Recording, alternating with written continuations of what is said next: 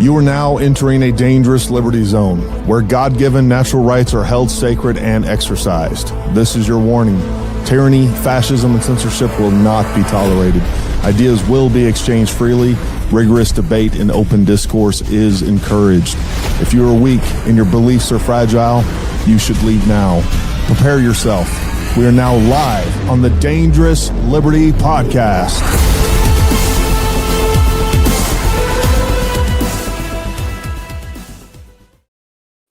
All right, folks. Hope everybody out there is having a wonderful Sunday. We got a good show for you today. We're going to cover a bunch of ground. And Bill, thanks for being here, man. Thank you. Appreciate you coming in. Bill and I have known each other for a really long time. I'm not going to step on his thunder, and I'll let him introduce himself. But I think we've known each other for at least 10 years now.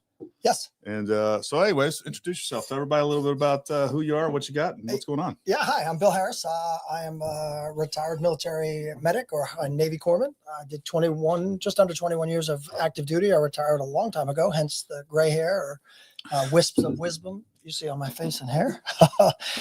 We worked together, now 7-8 years ago. Yeah. I had the pleasure of working with you and some of our colleagues. I've retired 2011, and I've been teaching tactical medicine, feels like all over the planet for the last, 15 years. I was teaching it long before I got out of the military. Had the benefit of being able to do a lot of live tissue training, had the benefit of training a lot of four-letter agencies, a lot of law enforcement work. I left working for three-letter government agencies a few years ago and went into the corporate sector with former teammates of mine from DEVGRU. Loved that. That was a really exciting opportunity, but it involved a lot of C-suite meetings and suits and ties stuff, which I didn't love. And during the COVID hot messness, I went back to government work. I now work in Williamsburg, Virginia. Nice. But I'm blessed. I still have an opportunity to share one of the things I'm most passionate about, which is mistakes, medical mistakes and medical skills and things that when you have your worst day, when somebody has their worst day, that you can rely on so that, you're prepared and ready to do what you need to do. So, the chance to still impact others, right? I'm too old and broken to go down range anymore. But the opportunity to talk with people who are still putting themselves in harm's way for our freedoms and our rights and to protect those things, and the opportunity to impart wisdom on them and share some skills with them is a blessing. So I'm super thankful for that. Yeah, I'm with you. And Bill was an integral part of us getting our med program. We teach TCCC, TECC. We're one of the few companies on the East Coast. Private companies are actually NAMT certified. And Bill was a big part of that. And then he left me. I didn't pay him enough. And he went off and did other things for other people with a lot more pay. But yeah, I don't think that people realize the importance. We talk about guns, training, all that stuff is great. But folks, outside of what we're going to discuss tonight, it's great that hopefully everybody out there is armed, everybody's trained, everybody's competent, you're prepared to protect yourself, your family, all those things. At the same time, the most important thing that you can do is make sure that you understand how to treat traumatic injury. That is the number one cause of death between age and 41 and 44. Get out there, get trained, and whether it's with us or another company, whatever, I don't care. That's what actually saves lives. So there's been a lot of talk, and we'll go ahead and say hi to everybody over in the chat. We appreciate you guys showing up. It's going to be a good show. We'll try to get in as many questions. Of course, we will definitely prioritize the super chats, but we'll try to get as many of the live chats in as well and have you guys jump in on the conversation. Just like we always do, we'll talk about kind of some things. I'm going to show you guys some video. And we'll kind of have Bill react to that. But Bill has, I don't know, how many combat tours do you have? 9. So he's got 9 combat tours at doing medicine, tactical medicine at the highest level, and has continued to train people with that. So I doubt you're going to find too many people that have more experience in this realm. And we're really lucky. Number one, I'm lucky to have him as a friend, but also lucky to have him on this to be able to share his knowledge and information with you guys. Over here in the chat, make sure you guys keep it respectful. I don't care if you're critical. I don't care, whatever. Just avoid calling names and not being respectful. If you're not going to be able to be, have an adult conversation without ad hominems and all the other nonsense, we're just going to boot you. It's as simple as that. The first thing that I want to do, I know there's been a lot of talk, is we're going to pull up a couple different videos, and I'm going to play these for you. You guys bear with me as I pull these up. I was trying to get these videos actually produced and to where I wouldn't have to. I don't know what just happened there, but let's see here. Optimize for Fire TV. Let's see. There we go. I don't know why this is happening right now. All right.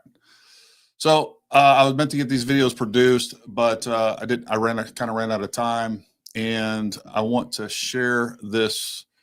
We will share the Premiere Pro with you, and we will play that. And this is always a pain in the butt to pull up. So I apologize, folks. Bear with me. Bear with me. I'm not a technical genius. It comes to this nerd stuff. Boom. There we go. And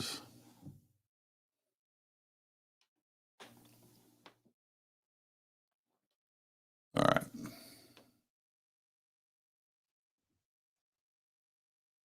This isn't working for me at all tonight. I can see the chat window already going. Yep. That's all right. You We'll guys get will there. be, you guys will be just fine.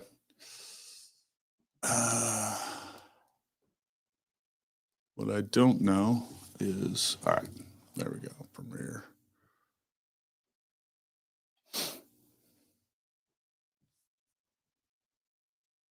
Yeah, I'm just gonna share the entire screen. We'll do that. We'll throw that up there, and you guys will get to see into the window of oblivion.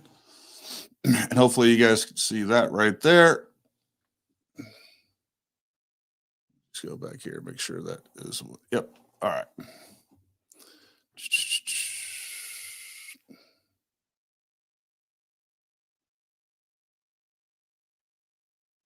All right. So you guys have all seen this before, and we're going to end up getting Bill's reaction on this, right?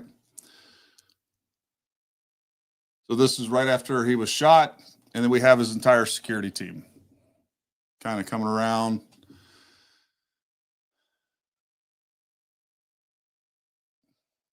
I mean, they're on him in what, 2 seconds? Yeah, something like that. It's pretty quick.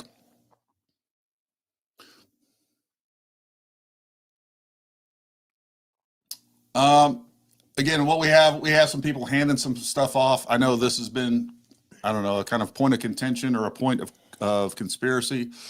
We don't know what they're handing off. To me, I think they're handing off car keys, so they're going to get the evac vehicle set up. One thing that I want you guys to notice right here, this is really important. I've seen a bunch of clips going around where they're saying, hey, Charlie was still alive because he's holding his hand up. And I think those were deceptively edited because we can see right here where he is actually grabbing his arm. And you can see he is manipulating Charlie's arm. Charlie's arm is not Charlie is not moving his arm. He's just grabbing it and moving his arm around. So we see a lot of stuff going on here. And obviously it's very, very difficult to actually tell what they're doing. They're on the other side of that. I have my suspicion. I'll let Bill kind of hit that. But then what I want to do too is jump over here because I think this is kind of added to this a little bit. And that is the Alex Jones clip that we have here.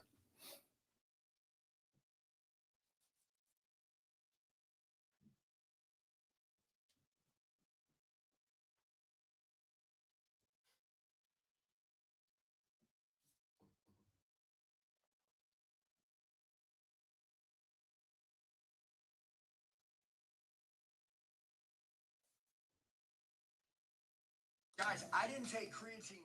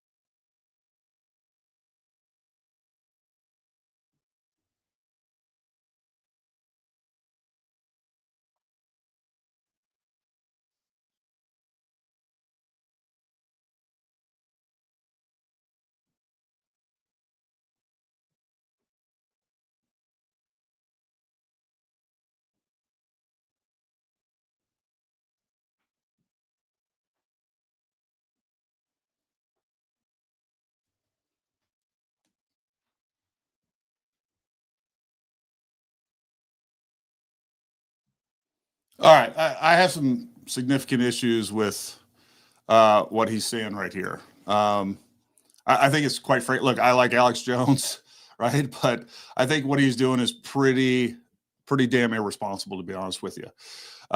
He's like, hey, I'm not saying that they're involved in this, but really he is. Oh, there's no sound. Sorry, guys. All right. My bad. Let me pull up the sound here.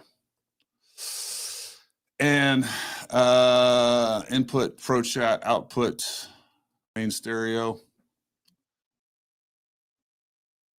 All right. I will play a big portion of this real quick. Hopefully you guys get the sound on it, and I apologize for that. All right. So going back, basically what Alex Jones is saying right here. About the security detail now, because I've talked to a lot of Green Berets, Delta Force, Navy SEALs, and ballistics experts, FBI, people that I trust, and they're like, this doesn't look normal. Now, that doesn't mean the security guy shoots him under the arm. That wasn't true. Or there's a pen gun. That wasn't true. No, what's true is the way they run around like a well-trained football, offense in these weird routes, grabbing things the second he shot and taking photos of him 1 second after he hits the ground with their meta glasses. I mean, it doesn't look good, folks. And all I'm trying to do is cover the facts here, ladies and gentlemen. But I'll tell you this, everything is starting to really focus in, at least in my view, on Kirk's security detail. I'm not accusing them of killing him or having a hand in it. The behavior in and around all of it, according to dozens and all right, we're definitely implying it, right? Yeah. We are definitely implying that. And I do think I think that's irresponsible. I think that right there in and of itself is irresponsible. Like, why even bring it up then? If you can just say, hey, I don't know what's going on, fine. You don't know what's going on. You find it suspicious, whatever. But to go ahead and just imply that these guys, and look, I think these guys, there's a lot going on. Let's just say that they're innocent. Let's just say that, they are friends with Charlie Kirk. And I think all the evidence suggests that. And now we're implying that they could possibly be part of, some sort of conspiracy to kill Charlie Kirk or whatever's going on. Now, I'm going to go ahead and play another clip that with our good friend Nate from with Alex Jones and Nate from VFT. And we'll just kind of talk about this a little bit. Most of the viewers out there have not treated a human being that's been shot. Okay. Those of us that have know blood is everywhere, Alex. It is, I don't want to say the F word, everywhere. Blood is fucking everywhere. It's fucking everywhere. It'd have been over everybody's hands. It would have been over all of their shirts, pants, especially an artery shot like that. It's not possible that just no one has any blood on even their hands. So to me, what I want to know now is, why I was very suspicious about why we're not getting this high fidelity camera footage from right behind Charlie Kirk. And now I want to know, show me that footage. Because that footage is going to show me exactly what you're doing to treating Charlie Kirk. And I think, again, I'm not a conspiracy theory guy. Alex, I think, I've been on your show enough times that you would agree. I'm very level headed with this stuff. Tell me why, turning point, no one treated Charlie Kirk. No one tried to stop the bleeding. You can see it right here.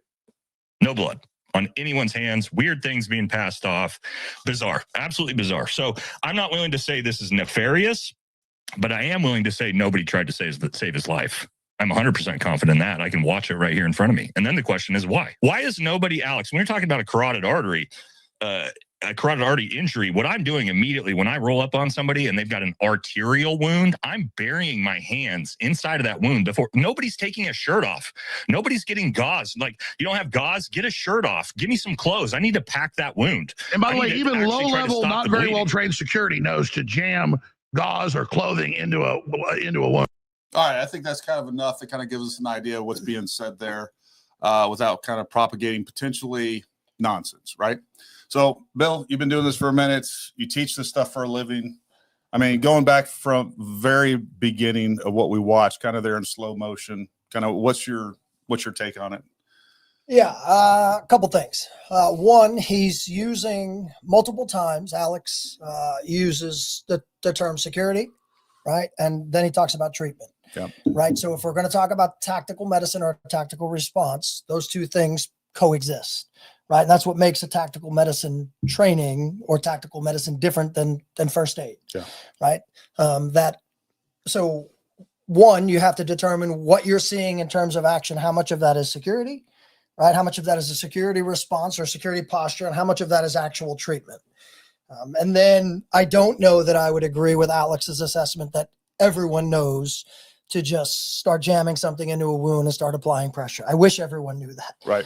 We're working hard and have been for a long time to get it to the point where everyone knows that. So a lot of things there, right? One, don't know how many people are on the team, what level of training they have. Right. Even if they've had significant amounts of training, you and I both know the quality and the caliber of training matters, and who vets that training matters, as is evidenced by your company, right? What you guys do is next level. What I will say is we have confirmed. So the older guy that looks to be like the primary caregiver right there in the middle of it, he is TCCC qualified. He does have we found some documents on him. Okay. So he's had some training. So he's had some training. Yeah.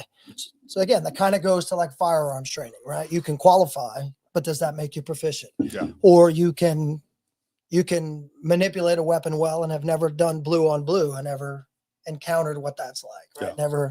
Never done sim training, never done UTM, never done anything where you're Or you actually can have going guys that are against extremely opposing force. proficient on the range, Yeah. getting their first firefight, and it all goes south. Yeah, like they don't know what to do. Yeah. So, I mean, I guess if you think about, he's got a team in place, clearly, right? And clearly there were you would assume, some preventative measures. I know we talked a little bit. There's already been speculation about body armor, which we'll talk about and get into.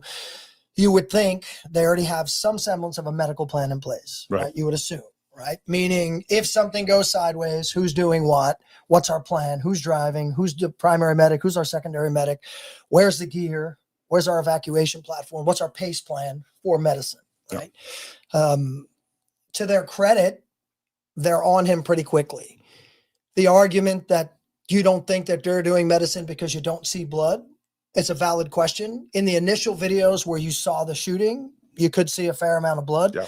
I'll say I was in a room full of medics with similar backgrounds to me, some former CAG medics. In fact, another friend of mine that I initially saw the news with, we both watched the video and both had the same sort of speculative question. Do you think this is survivable? Like, is it possible? They haven't announced that he's deceased. Do you think he's survivable? The guy I was with, a former CAG medic, he's in fact one of the guys who invented the CAT tourniquet. So an enormous amount of tactical medical experience just based on the amount of blood and knowing the kinetic energy involved in a rifle round. We both instantly said, even if they were right there, if the best medics on the planet were right there and jumped into action right away, I don't know that that's going to be survivable. If he was in the trauma surgery room. Yeah. If that happens and he's in an OR, I don't know that it makes a difference, just based on all of you got airway involvement, you've got cervical spine involvement, you've got multiple large vessel involvement, you've got so many different things, so much kinetic energy, right? You know about permanent cavitation and temporary cavitation and all those things that happen kinetically for the body to sustain that in such a sensitive area. That's there are on record folks who have survived high caliber weapon or high caliber penetrating trauma. But those cases are very few and far between. Right. They're the exception to the rule. Where we teach a lot of the wound packing and a lot of attacking the wounds, we're oftentimes probably considering knife wounds, knife attacks, the famous hockey skate injuries, right? Where that's far less kinetic energy, right? You're talking about damage to the vessels or like a round that would nick you as opposed to fully penetrating. So there's a lot to unpack in there. Again, the preparedness level, what level of training have they had? Who's doing what? It reminds me, we had a medic at DEVGRU. We had a guy that was killed in a training accident in Arizona, on a skydiving accident. And there was a lot of flack. The medic took a lot of criticism for his response. He was a younger medic, didn't have as much training, but he had enough training to be at DEVGRU. Right. So clearly he knows what to do, right? And the difference in knowing what to do and doing it under those pretenses. Right. And in helping and in looking at the investigation, the two things that came out of it were, if this injury, when he landed, if he would have landed in an OR, he would not have survived, right? But the takeaway from the medic was he didn't control the scene very well, right? They were judging his actions and his responses. They weren't judging his medicine. They weren't judging, and he didn't control the scene. He didn't appear to other operators to be operating in a way where he had control of himself. And it also seemed like he was scrambling in terms of preparedness. Didn't have the bag, didn't have the stuff, right? And everything is preparedness. Everything is, you don't wait. It goes back to being 9 years old and playing infield. You don't wait until the ball's hit to you to figure out where you're going to throw the ball. You need to have a plan in place, and you need to have executed that plan in your mind, done those mental layups so that you execute. So it reminds me a lot of that, right? Like the outcome medically is probably not going to be different, but certainly you're going to be viewed and judged, and your actions are there for all the world to see and pick through and dissect. Yeah. Yeah. Now, what do you make of it?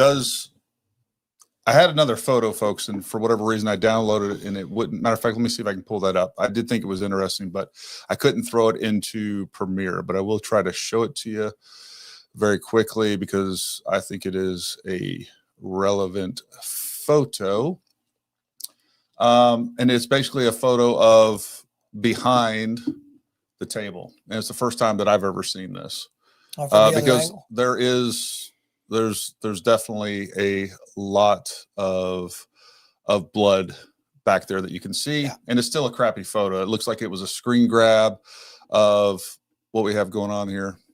The lack of blood can certainly be explained by the fact that he bled out so quickly that by the time those guys are putting hands on him, he's not actively bleeding any longer. Well, and I know I even saw a couple comments over in the comment section there, people saying, hey, you know what? It hit his spine and therefore his heart's not beating anymore. I've heard differing opinions on that particular thing. Yeah. I mean, you've seen the lights get turned off pretty quickly in someone, but the initial videos I saw blood. Yeah. I saw blood spurting. Oh, there was clearly a ton of blood. There was no doubt about that. Let me try to pull up this picture real quick. I'll show it to you guys. And again, it's not, let me see. There we go. All right. So this is obviously behind the scenes. So we see right there on the table in the blurred out spot, that's all blood. And then right here on this Pelican case, we see a lot of blood that we have there. Not a weapons case? I'm sure it's a freaking sound equipment case or something along those lines. It does look like a weapons case, but I doubt that's what it is. It does look like some sort of all-weather Pelican style case. So again, and then we only know how much ended up on the ground or whatever else. It is. I would say. Well, I'll just say, what's your thoughts on not seeing a lot of blood on their hands? Not seeing a lot of blood when you definitely don't see a lot of blood when you move when he's being moved. No, you can see some blood on the shirt. I think that's obvious. And like his elbow, on the back of his elbow as they're moving him, you can see blood there. First off, if you're not wearing gloves, right? When you're wearing gloves, the blood tends to stay on your gloves. Not that I'm saying wearing gloves is a bad plan. Right. It depends on who you're treating. Just like anything else, there's pros and cons to wearing gloves. People ask this all the time in class, would I wear gloves? And my answer is, if I were taking care of my kid in my garage, I would not take time to find gloves. If I were in a random shooting in a mall in Liberia, I probably would put 8 pairs of gloves on. You're going to put all the gloves on. Yeah, every glove, and then still consider whether I'd touch anything. But I don't. First off, a couple of those guys are positioned further down on his body, and I don't even know if where they are, they'd be able to even get to his neck and be able to be doing anything significant from a compressible standpoint. I know there's reporting that they did CPR. Now, whether that started on scene or whether that was en route to the hospital in a vehicle, at that point, again, if all of that blood is up here, depending on the position he's in, it doesn't necessarily have to be all over his clothing. You said you saw some of it on his shirt? Yeah. Well, you can see when they're moving him, you see some on the side of his shirt. I don't know. Number one, the footage is really blurry. You can definitely see blood. You can see blood on a little bit on his shirt, and they have his shirt like, they're carrying him underneath his arms. So it's all getting lifted. Everything's like lifted up and scrunched up. And then, you definitely see what looks like and again, it's blurry footage that's been cropped all to hell and back and pixelated. So what it looks like to me is you see some on the back of his arm, Charlie's arm, as they're carrying him. Wasn't the blood spurting evidence of an exit wound? I mean, it could be. It could be evidence of a nicking wound. It could be evidence, it certainly looked that way, like a blowout. There was a lot of spurting blood. Entrance and exit is a interesting conversation. It comes up a lot. People, like I said, I've done a lot of live tissue training where we've taken an anesthetized pig and we've instituted all sorts of different caliber rounds and different kinetic energies and kind of done a vivisection and be able to go through that. And we'll ask them often, hey, can you pick which caliber is which here? Can you tell where the entrance is? Can you tell where the exit is? And there's not a lot of rhyme or reason. When something enters a human body, our bodies are not designed for this. We are made to throw coconuts at one another. And that is what you're designed to protect yourself against, right? Sticks and stones is really what you're not made for something traveling at, 2,800 feet per second to go into your torso. We don't tolerate that very well. So when we've done that, it's almost impossible. You'll find these small entrance wounds and then we'll dissect that open, and the sheer amount of kinetic energy and damage that you'll see in that tissue, and you'll see in a person when they're shot. You tend to judge a book by its cover. So it could be an exit wound. It absolutely could. I know the video that I saw initially that wasn't blurred out, there was a whole lot of blood coming out of what appeared to be the left side of his neck. Yeah. And at a pretty high rate. Could what we see also be an entrance wound, I guess, is a question. Sure. On the way in, it could have done significant damage. And now you've got a vessel. Those vessels, right, where we consider those junctional wounds, are super close to the surface of the skin. Anywhere you can palpate a pulse on somebody, that's a vessel close to the surface of the skin. And it's more vulnerable there, right, because it's not as protected, right? Up in your arm, you got protection. You got those long bones that protect you. Those vessels, if my kids don't take out the trash, you can see those vessels, right? They start jumping around and they're pretty visible. Yeah, no, that's good. Yeah, so to answer his question, Gary, wasn't it evidence of an exit wound? It was evidence of a wound. Yeah. I'd just take the word exit out of it. What was your thoughts about the assessment from Nate? Again, we love Nate over at VFT. He's been on here. Well, I'm sure I'll be on his show and he'll be on my show again. He basically said, hey, from what I can see, this is not doesn't look like somebody's trying to save a life. Do you agree with that assessment? Yeah, considering we can only see them from the elbow up, and considering, like you said, they're his friends and his trained teams, I think that's a pretty harsh assessment. I agree. Now you could make the assessment they could have done different things or better things to save a life, or maybe they weren't as trained as they could have been to save a life. But I don't know that I would go so far to say they weren't trying to save a life. One, at that point, I just don't think that you can definitively say that no matter what. Like let's say they are. Let's say they're down there choking them. I don't know. Like you can't. Like I just have a hard time anybody saying something so definitive when we can't see what it is. And I do have a real hard time. Like if Alex Jones is going to say, hey, I believe that the security team was in on it, then say that. Like, okay, fine, say that. But don't say make all these implications and then say, I'm not saying that they were killing them. I'm not. Well, but you could say it if you want. You kind of are, Alex. I think that's kind of what you're doing. Our philosophy when we teach these courses, for most people, especially people with a minimal amount of training and experience, is we want them to have a bias to action, right? And the argument for a long time in medicine had been, I don't want to make this worse, especially people who don't have a lot of experience. The only way to make something like this worse is to do nothing. Right, is to not making an effort. So they're over the top of that table. They're over his body. Maybe they're handing things off, but I see an effort there, right? I see, and again, and if you're going to ask me my medical opinion, I don't think it was savable. I don't think, based on the ballistics, based on what we now know about the caliber and the distance and the kinetic energy, I don't know that if the world's foremost trauma surgeon, if he landed in his arms, if the outcome's any different. Yeah, I agree with that. We'll try to keep this somewhat short tonight, so I'm going to jump right into some questions. Anything else that you have, kind of an assessment of that overall thing? No, I mean, if you're going to give me a chance to talk, though, I'd strongly encourage people, kind of like we already did, get some training. Those junctional wounds, outside of being injured internally, where nothing can be done outside of getting you drive faster, right? Outside of getting you to a hospital where surgical intervention, or at least somebody can look and see whether you're bleeding internally. Outside of that, the worst wounds you can have are those junctional wounds, the neck, the armpit, the groin, right? Those wounds that are compressible in theory, but not tourniquetable, right? Yeah. Which I know isn't a word, but wounds not Tourniquetable. amenable to a tourniquet, right? You For the can't grammar. put circumferential pressure to stop the bleeding. Yeah. So those wounds are very difficult to deal with. When we train our students, one of the things I tell our students every week is the most difficult thing for me to do is to paint a picture for you for how difficult it's going to be to tell where they're even bleeding from. I'm looking at you, you're in gray pants, you're in a gray, cool shirt. Like if you were bleeding in the dark, right? Just to try to figure out where it's coming from takes a significant concerted effort. I think of the junctional wounds, I think the neck is most survivable. Or I'll ask students all the time, which do you think is most survivable, the neck, the groin, or the armpit? And they'll come up with all different reasons. Well, this is further from the heart, and this is a bigger vessel. And they'll come up with all sorts of algorithms. And I think the reason that the neck is probably going to be more survivable is because I think you're going to figure out where they're bleeding from much sooner. You can almost see everybody's neck, right? They're not hiding that. Yeah. The armpit and the groin are covered in clothing. That's why turtlenecks are Yeah.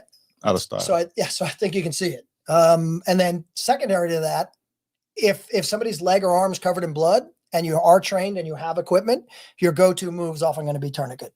And you're probably going to spend 30 to 45 seconds doing that. You're going to spend time cutting clothing. It's going to take you time to figure out that wasn't, when you solve for X, you didn't find the right wound. And that's time that they don't have when they're bleeding that significantly. So I think that's why you have videos of those hockey players where it's pretty obvious where the wound is and the solution's, pretty obvious too. Well, that's a great example. I wish we did have it. So one of the videos we do play is, I think it was from the 80s, right? 80s. Yeah, I think late 80s, maybe 90s. Clint Malarchuk. Who was the guy's name? Clint Malarchuk. You guys go look up a video on Clint Malarca, his, I don't know, neck bleed, something along those lines. But he was actually cut in the neck. He was a goalie, and he was cut in the neck with a hockey skate. And it looks a lot like what we're seeing with Charlie. All right, that wasn't a ballistic wound, right? That wasn't a whole lot of kinetic energy. That was just getting cut across the neck. And we just see blood spurting everywhere, right? And luckily they were able to kind of get on top of him and save his life. But I mean, that's a great example of, like, we don't have any sort of penetrating wound. We have, basically the skate actually cutting his neck. So, and his is another great example of bias to action. His trainer was a former Vietnam medic. And in the video, you can see his teammates, the referees, all just standing around, right? No bias to action. Nobody knows what to do. Nobody with training. The one guy with training makes a beeline for him and immediately starts pressing and makes the difference. So. Yep. Yeah. Thanks, guys. I appreciate you guys telling me that. Sorry about the audio issue. Normally I have, we have our new producer back there playing with stuff. I'm here all alone tonight. This is incorrect. All right. I don't know where all this stuff about autopsy, this or autopsy, there has been no autopsy report released to the public, period. All right. So we're getting hearsay. And of course, I presented a video. I think I released it yesterday, the day before. I don't remember. Where we are getting secondhand reports, medical reports, supposedly coming from a medical examiner about where there was damage to the spine. Again, I cover it. Basically, what they're saying is there is damage from the spine at the C2, C3, C4, C5, C6, at the T1, that the primary bullet fragment was lodged into the T1. But then we also have fragments that are supposedly have damaged the heart and thoracic cavity as well. So that's odd. All right, that's a lot of bullet fragments. Again, I do think that I have a plausible answer for that. The other thing I'll say too is if we do have a bullet fragmented that much, that also makes a little more sense as to why, if it was indeed a 30-06, that we don't have an exit wound. Once you do have a bullet fragment, all right, it disperses that energy and is less likely to exit the body, right? So, I mean, with that amount of fragments, to me, it kind of reduces the projectile type, almost guaranteed to be something that's frangible. And there are lots of, readily available frangible options on the market for 30-06, going all the way back to like 1944. So there's been a lot of frangible ammo that's available for, but we don't know if that's what he used. And look, at the end of the day, a lot of this stuff, when it comes to explaining the ballistics, it's going to be difficult because we don't know the actual ammo that is going to be said to be used. Right now, what we do have is we have a charging document that has probable cause. It lists 30-06. Okay, they definitely got the fragments out of the body. I guarantee you that. All right, to be able to match that bullet, if they're going to prosecute this guy, they have to match that bullet to the gun, which they already have DNA from Tyler Robinson on the gun. So they got to put all those things together. And if they can't do that, all right, then their case is going to fall apart, or at least parts of that case are going to fall apart. Some of the other things that they are charging him with, like obstruction, is clear in the text messages and things like that. So, I mean, some of this stuff is going to require some conjecture. There's no doubt about it, and a little bit of guesswork. Let's see. Bill is missing the point. We aren't talking if he could have been saved or not. I was a low-level first responder. It's obvious no one even tried. This is all just a mess. Appreciate it, Gary. I don't think it's obvious. I see 3 guys on the ground huddled over him. What are they doing, right, in that? And again, you don't have enough video evidence at this point to fully ascertain what they're doing. But I mean, outside of putting sustained compressible pressure on his neck, potentially packing it and holding it, which one of the guys up at the top could be doing, there is no other treatment other than checking his pulse and then potentially starting CPR. Right? And here's the thing, like I've seen a lot of things in combat. I've done a lot, like every TCCC course that we have, I attend. I think it's important that I'm constantly getting reps and things like that. What I can tell you for sure is, even with the experience that I have, and I have never seen somebody shot through the neck like that. And it would probably take me a second to get my shit together and be like, all right, like, what do I stop? What do I need to do? And again, we see a lot of movement, but we just don't know what's happening there. So I don't know. Here's my thing with this. And I saw another comment that said something to the effect of, Gary, it seems like you're always trying to provide cover for the FBI. Well, first of all, F the FBI. All right. I don't care.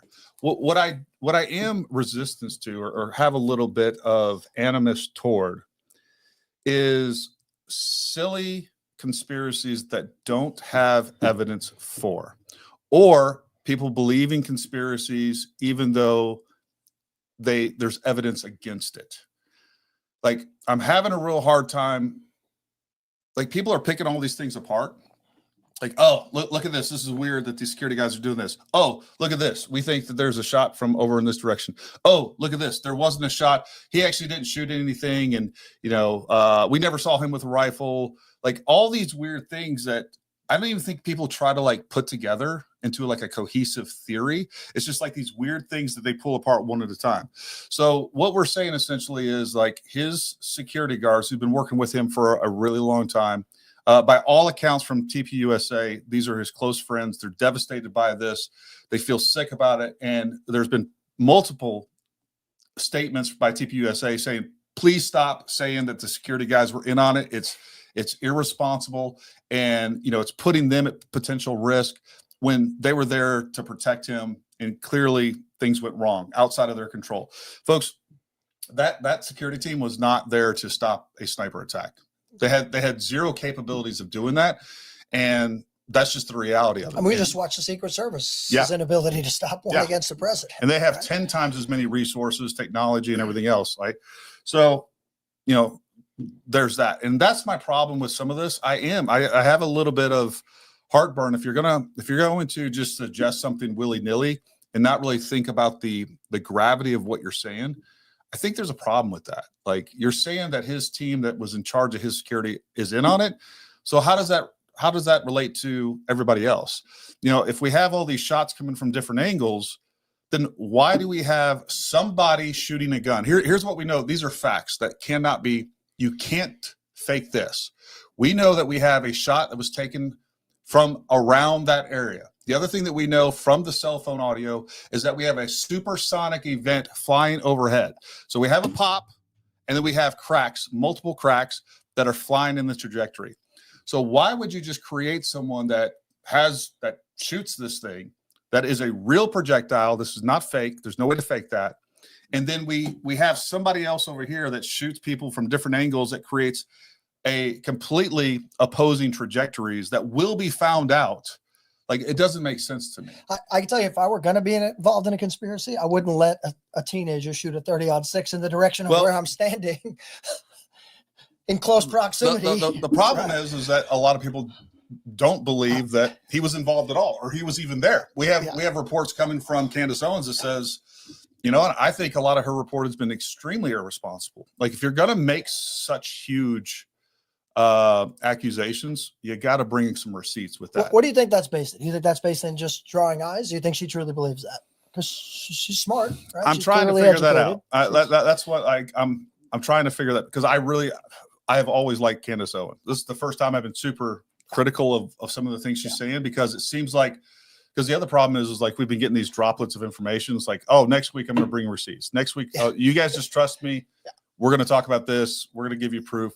And we're never given proof. And then when you ask her for proof, she's basically saying, no, it's on the FBI and law enforcement to prove to me that I'm wrong. And that is it's not how it works. That's not how that works. It's on them to prove to the district attorney. Yeah.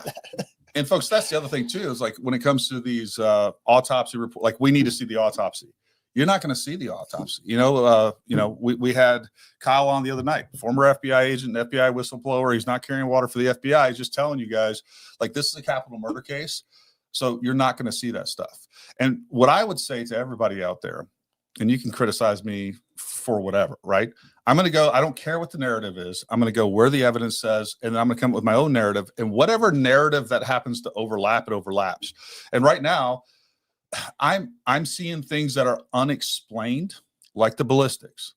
Doesn't mean there's not an explanation for it, but almost everything else, there's a logical explanation for it. And then a lot of the stuff that's still being propagated is based on things that have been debunked. Like, he never left with the gun. Like, that has been addressed. He definitely left with a gun. He didn't disassemble the gun after he took that shot. That's also another thing that was put out by, I think, Governor Cox. Completely wrong. They didn't give us the video information that we wanted prior to him being caught. They only gave us video information that was required to identify the shooter. It wasn't to convince the public that X, Y, and Z guy did it. And it worked. It was plenty of footage because his own parents turned him in. So, that's another thing. Hey, Gary, thanks for bringing evidence and rational analysis to this tragedy. It's frustrating that some want to infer conspiracy from speculation. You're welcome. Just me. Thank you very much. The surgeon already said if Charles had been hit in the operating room, nobody could have saved him. And I think that's perfectly. Well, we'd have a lot more questions to ask as to how he got shot in the operating room. Absolutely. So Mr. Ken, aka Chiller 56, cover and eval treat or move to safer spot. They had cover equal treat, field dress wound, and they move. I think they had concealment. I don't know that they had cover. Yeah, I wouldn't say it's cover. And I think the video would have been a lot different if there were subsequent follow-on shots. Yeah. I think they made a quick assessment that it was a sniper shot. Look, the chat and the internet never seems to surprise me. CK already spotted in Honduras. Okay. All right, so he's chilling out in Honduras. Oh, there you go. He's down there with Elvis and. The blood pressure within the circle of Willis went to 0, meaning complete unconscious brain death done. Even if you had her prepped, this could not be repaired before death. He's correct. Isn't it basic to cover the wound trying to stop the blood? So you can't, you cover that. I think that's a misconception. Right? I think it is a misconception. So I think covering it up, you should think of it like you think of your problems. You cover up problems, they don't go away. They don't cease to exist. The old school method was to find big absorbable things and cover things up. And absorbency is not what you're looking for when it comes to hemorrhage control. So if you ball up a towel, a big Bed Bath & Beyond fluffy towel, and put it on his neck, you can pretend he's not bleeding to death because you can't see it. The solution is pressure. If you're going to use the hemostatics, which we can talk about what those are and why they work. Yeah, let's talk about that. If you're going to shovel, and I got a bag full of stuff down here. Let's throw some of this crap out of here. But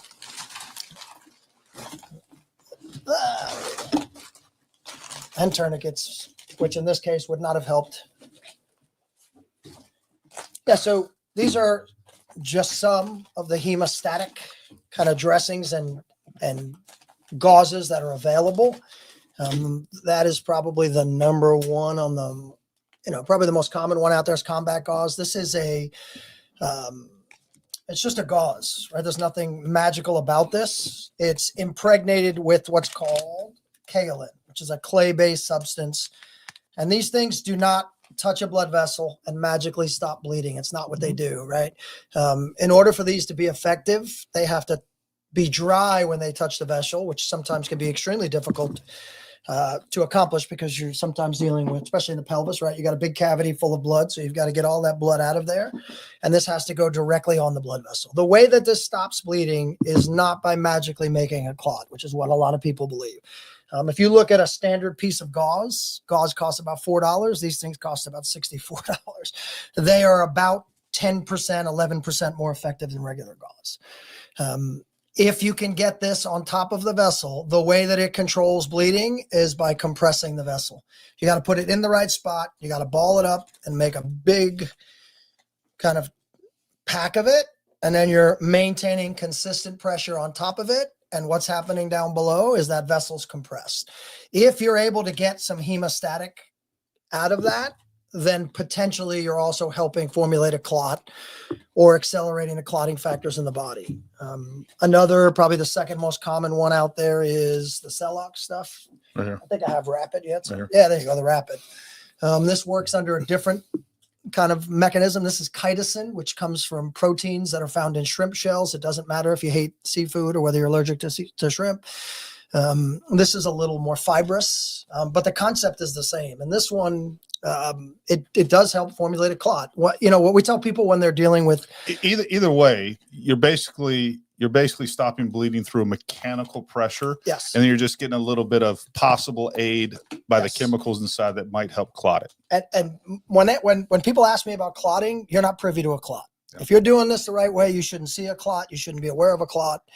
Because the other thing you're going to have to do is move the person, right? Yeah. You saw this video of them moving him and carrying him. And people will often ask, how am I going to carry somebody while we're holding pressure? Well, you're going to have to do it carefully, right? You're going to have to figure that part out. We have junctional tourniquets. We have tourniquets that specifically go in place to hold pressure. They don't work on the neck. They work on the armpit and the axilla, and they work in the groin after you've done this to maintain that consistent pressure. But those are mechanical devices. They're Expensive, clunky, they're large. expensive, they're clunky, they take a lot of room in a med bag, and they replace what you could generally do with a fist. But in certain circumstances where you're not going to have the luxury of being able to hold it, it's an option. These things are out there. You can buy these things through you can buy these things at the REIs And one of the things we used to we carried lots of different med gear. I used to not put any of this stuff on the website because people will buy this and like, I got this, I'm good. Like, this requires training because of all the things.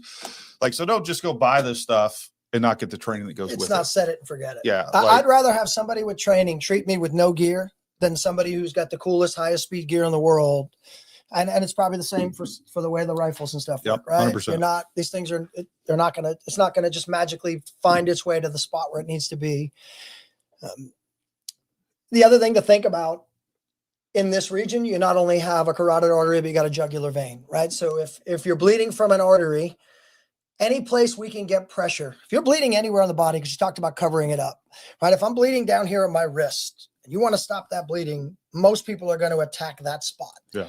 And the reality is, if you can find a place in between there and my heart where you can find a pulse, which you can, Right. And you just put some pressure on that spot, you're going to stop blood flow, right? So if I'm bleeding from my neck, in between there and my heart, you can access the vessel, right? But if I'm cut from the vein as well, if the jugular vein is transected as well as the artery, now potentially you got blood flow that needs to be pressed from above and from below. So you're talking about a whole lot of bad things happening in a small confined area that are super difficult to manage. But at the end of the day, pressure is what wins. Pressure and attacking wound and training. Yeah. No, yeah. I think Charlie's security detail is just there for crowd control. I agree. I think they're there for the 5-yard threats, like keep people back. If somebody has a gun, they can spot that. If somebody has a knife or trying to get to Charlie, I agree with that assessment. I mean, just by their footprint, by how many people they have, I think that is a great assessment Yeah, of what and they I'm were assuming there they're for. doing all those other PDSS things, right? That they're scoping out where the hospitals are. They know what the Yeah. response is, right? When I looked up for that area, the typical EMS response is less than 3 minutes on campus. Campus has a volunteer EMS squad. Not that it was utilized, right? They put them in a car and drove away. And I think that it was a level 3 trauma center that they took them to. It looked like it was 4 or 5 minutes away. Yeah. So, you know, you assume I that haven't those, checked this out. I have heard people say that there was a level 1 closer. I don't know. If that's true. that'd be interesting. And to number know. 2, I don't know if it's indeed closer. Anna Marie, she says, no matter who shot Charlie, the outcome's the same. If you say something they don't like, they will take you out. It's tragic. I agree with that. I think, again, what we're seeing is definitely more political violence in this country. I'm hoping that this is the climax of that, and we're gonna see that. I do think that people have been deeply affected by this, and I think even people on the left, even though some are, I don't know, like I still see people saying, yeah, well, you know, he shouldn't die, and I think that but is pretty bad. With that being said, I do think there are reasonable people on the left that are saying, hey, you know what, we got to quit calling people racist and fascists and Nazis and you know, basically what they're implying is that everybody there is an existential threat. And if they're an existential threat, not only should they be taken out, you're basically a hero if you do. And I think that is unfortunate. Yeah, and I think whether you're on the right or the left, what was attacked besides just Charlie Kirk was your civil liberties, right? Yeah. Your right to free speech, your right to politically debate and have an opinion. That's what was attacked as well. And that should polarize And every everyone. American should take umbrage with that, right? We should say, hey, there's no place for that. People should be able to speak, debate, almost no matter what. I don't even like the term hate speech. And look, I'll tell you, I am not going to defend, nor do I agree with President Trump getting involved with, Jimmy and all this other stuff. Jimmy Kimmel, like, I don't think that we should have government messing around with FCC. What I do think is that some of the things Jimmy Kimmel said was pretty atrocious, or at least insensitive. And here's the thing. And here's the thing that when I see all these leftists talking about that whole situation, like, oh, this is fascist. No, okay, you know what? I'll even give it to you. Maybe that is definitely not what the government should be getting involved with. We'll put it like that. But what to me is also fascist is that if people don't agree with you, they think you should lose your job. People are doxing you. People are, I don't think that people should have lost their job and should have been punished for speaking out against the COVID vaccines, the COVID lockdowns, all those things. And these are all things that the people on the left applauded for. Like, trying to be nice and not say seals, clapping like seals. But these are things that people applauded for, and that's wrong too. So like, we got to get things back in track and just decide, hey, what's right, what's wrong, and like figure out what we can agree on so that we can bring this country together. If not, we're going to become more and more divided. And I don't see us on a great trajectory. I talked about it in a recent video, which strangely was just demonetized by YouTube. And all I did was talk about how we should come together. Because I don't think it's a good option if we're looking at a national divorce or, God forbid, some sort of civil war. Like we got to come together as Americans and quit looking at each other as enemies. And the sooner that we do that, the better off that we are. And part of that is fighting for each other's rights to be able to express ourselves. At what point are we celebrating the murder of anyone, much less the murder of someone in front of their wife and their children? Just in such a horrific public manner. Yeah. I saw a post last week and it said, no one's requiring you to mourn Charlie Kirk, right? They're asking you not to be a satanic POS who celebrates a brutal murder, right? The bar couldn't be set any lower, right? I agree. And again, you don't have to agree with him. You don't have to agree with his policies. You don't have to agree, right? You don't. Yeah. And one of the things I keep seeing down in the comments still is like everything that he said completely taken out of context. I mean, 90% of everything that people have these arguments about are talking about how, Charlie Kirk is this horrible human being and believe these horrible things. Like 98% of the time, completely taken out of context or completely misconstrued. Just like I showed how AOC did the exact same thing. Those were lies. Why do you think he had such a big following? Why do you think he was growing such a big following? Which is why people assume he was silenced and why, they considered him to be a threat. I think there's a couple things. Number one, I think in the same way that the same appeal that Trump has, like standing up and even like actually fighting back. Because I think what we've done as conservatives or the right or Republicans, whatever you want to say, is like we've been so afraid to be labeled certain things that we have kowtowed considerably in this country. And the other part of it is, I think it's part of the conservative mindset where it's like, look, man, I just want to go to work. I want to do something good for my family. I really don't care about all this stuff. I don't have time to, come up with a counter narrative against this protest the left has that says that we're all racist, and Nazis and all these other things, right? So I think there was that. And because of our silence, I think at some point in time, it started to be almost accepted as fact, or the left started feeling more and more emboldened to shut us down more and more. And at some point, and I think it was mainly COVID, like the right was like, okay, this is enough. Like, you're not going to stop me from going to church. You're not going to stop me from speaking my mind. You're not going to keep me in my house. You're not going to force me to take vaccines. You're not going to force my kid to go, my daughter to go in a classroom or a bathroom or a locker room with a boy that thinks he's a girl. Like we had enough. And I think Charlie spoke to a lot of that, but then on top of that, just having the courage to stand up, which the entire right was lacking, he also was able to articulate a good argument for all of these things. And people hadn't heard that in a long time. Yeah. I think, because I do a lot of men's work, and I think especially young men, they're just looking for anyone who's not wishy-washy, right? Just be firm and stand up for whatever it is you believe in and be able to be beholden to that. And I think that's why you see guys like Joe Rogan and guys like Jordan Peterson and guys like why they have such big followings. Because and even Andrew Tate. And I disagree with a lot of things that Andrew Tate does, some of his morals, some of his values, some of the things he says, but then he says some things that I 100% agree on. But that's the thing, is like, they're willing to fight for what they believe in. I think the young men in America, and quite frankly, the young women as well, are looking for strong men again in this country, because we've become weak. We become weak mentally. We become weak physically. And like, I think we're seeing that turn around a little bit. And, hopefully you men out there, especially those that are dads, are raising strong boys. Teach them the basics, teach them the things that, to where, like get out and show them how to start a fire, change a tire. I was just be going to independent. say, change a tire. Yeah. Just hold the door open. Yeah. It's not hard. Again, the bar's not set that high. Nope, it really isn't. The other thing I'll throw out there, if you're a young dad out there, as a guy who's now not a young dad, who's an old dad, I think I made the mistake as a young dad of thinking. I'm a grandfather. I am too. I think I made the mistake as a young dad of thinking at this point in my life, the world expects me to have it all figured out. And nobody's got it all figured out, right? So whatever stage of life you're in or entering, right, you're learning to be a grandfather, go find another man out there who's already been in that stage and have that person mentor you. Find somebody that you want to be more like. Find somebody that's walking the walk you want to walk, and follow that person. Like, there are plenty of people out there to follow. Right? Find the right person. Yeah, I mean, greatness doesn't happen by accident. Whether that's you're becoming a father, a great grandfather, a great mentor.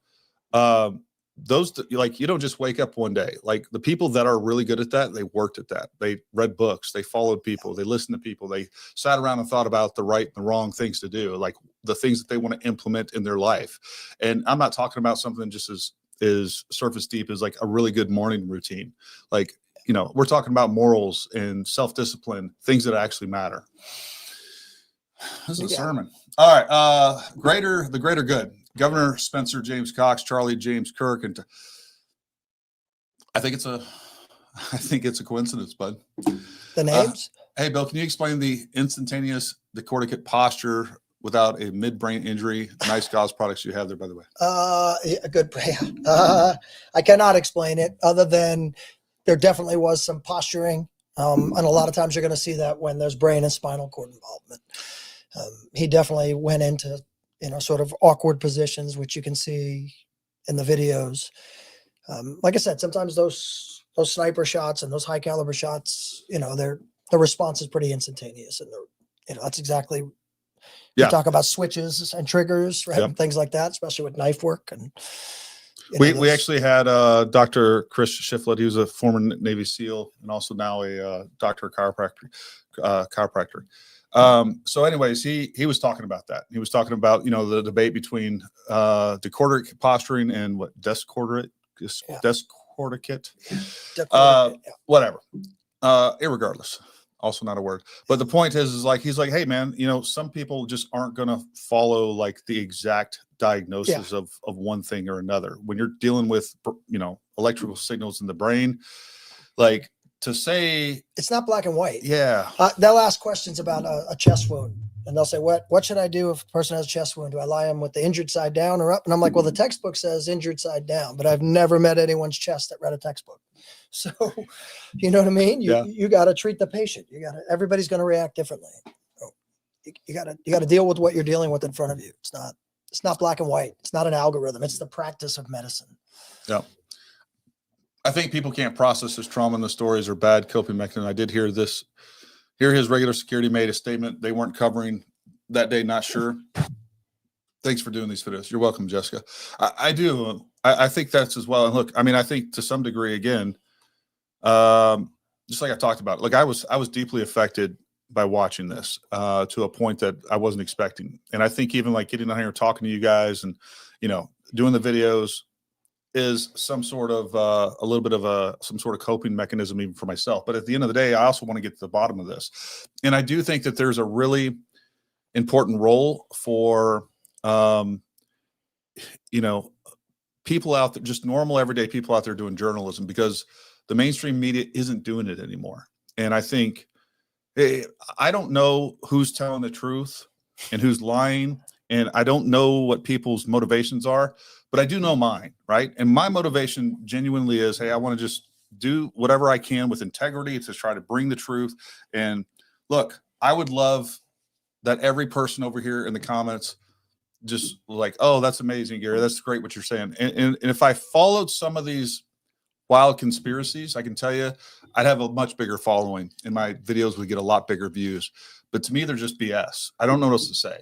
And you guys can say like, you know, I'm just following the narrative. No, I'm following the evidence.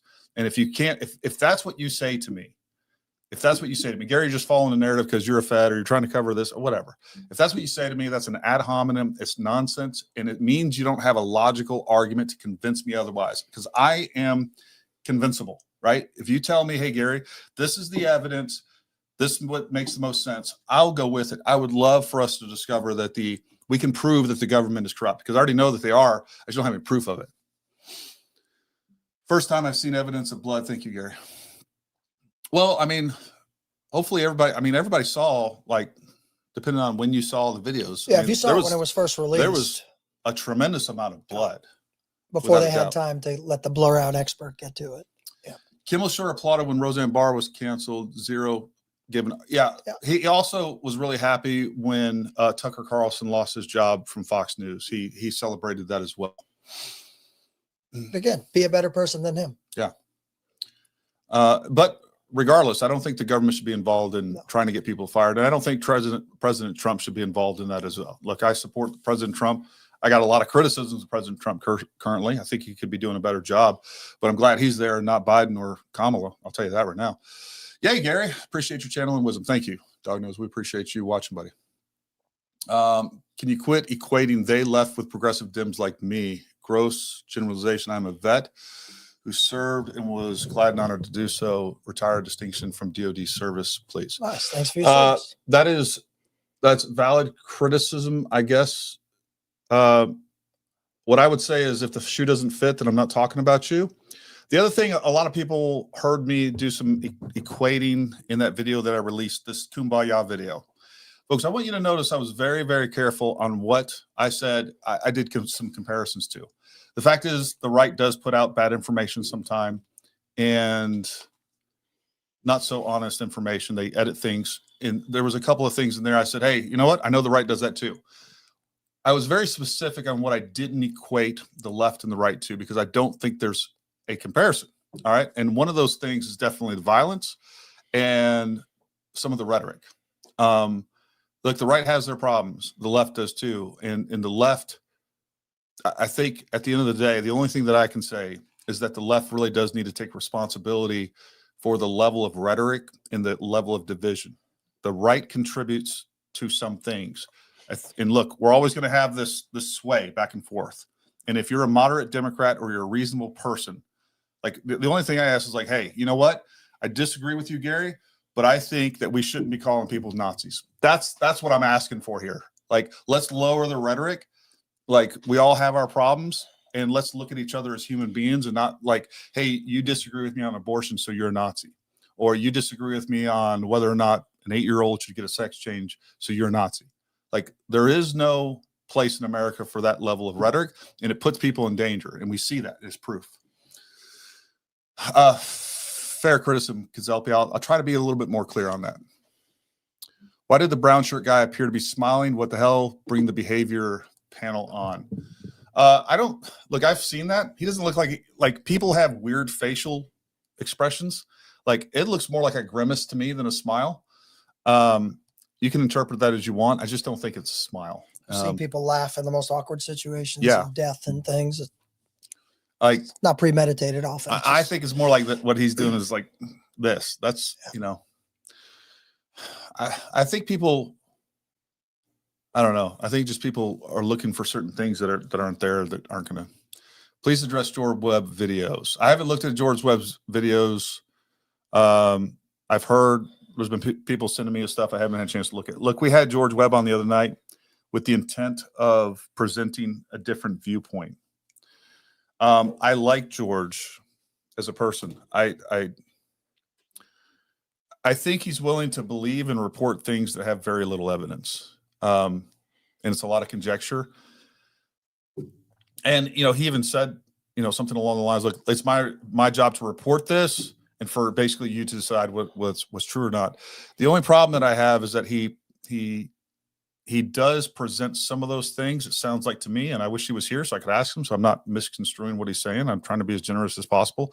But it does sound to me like he presents, and this is the problem that I have with Candace, pure conjecture, pure hearsay, pure speculation as fact. And that is a problem.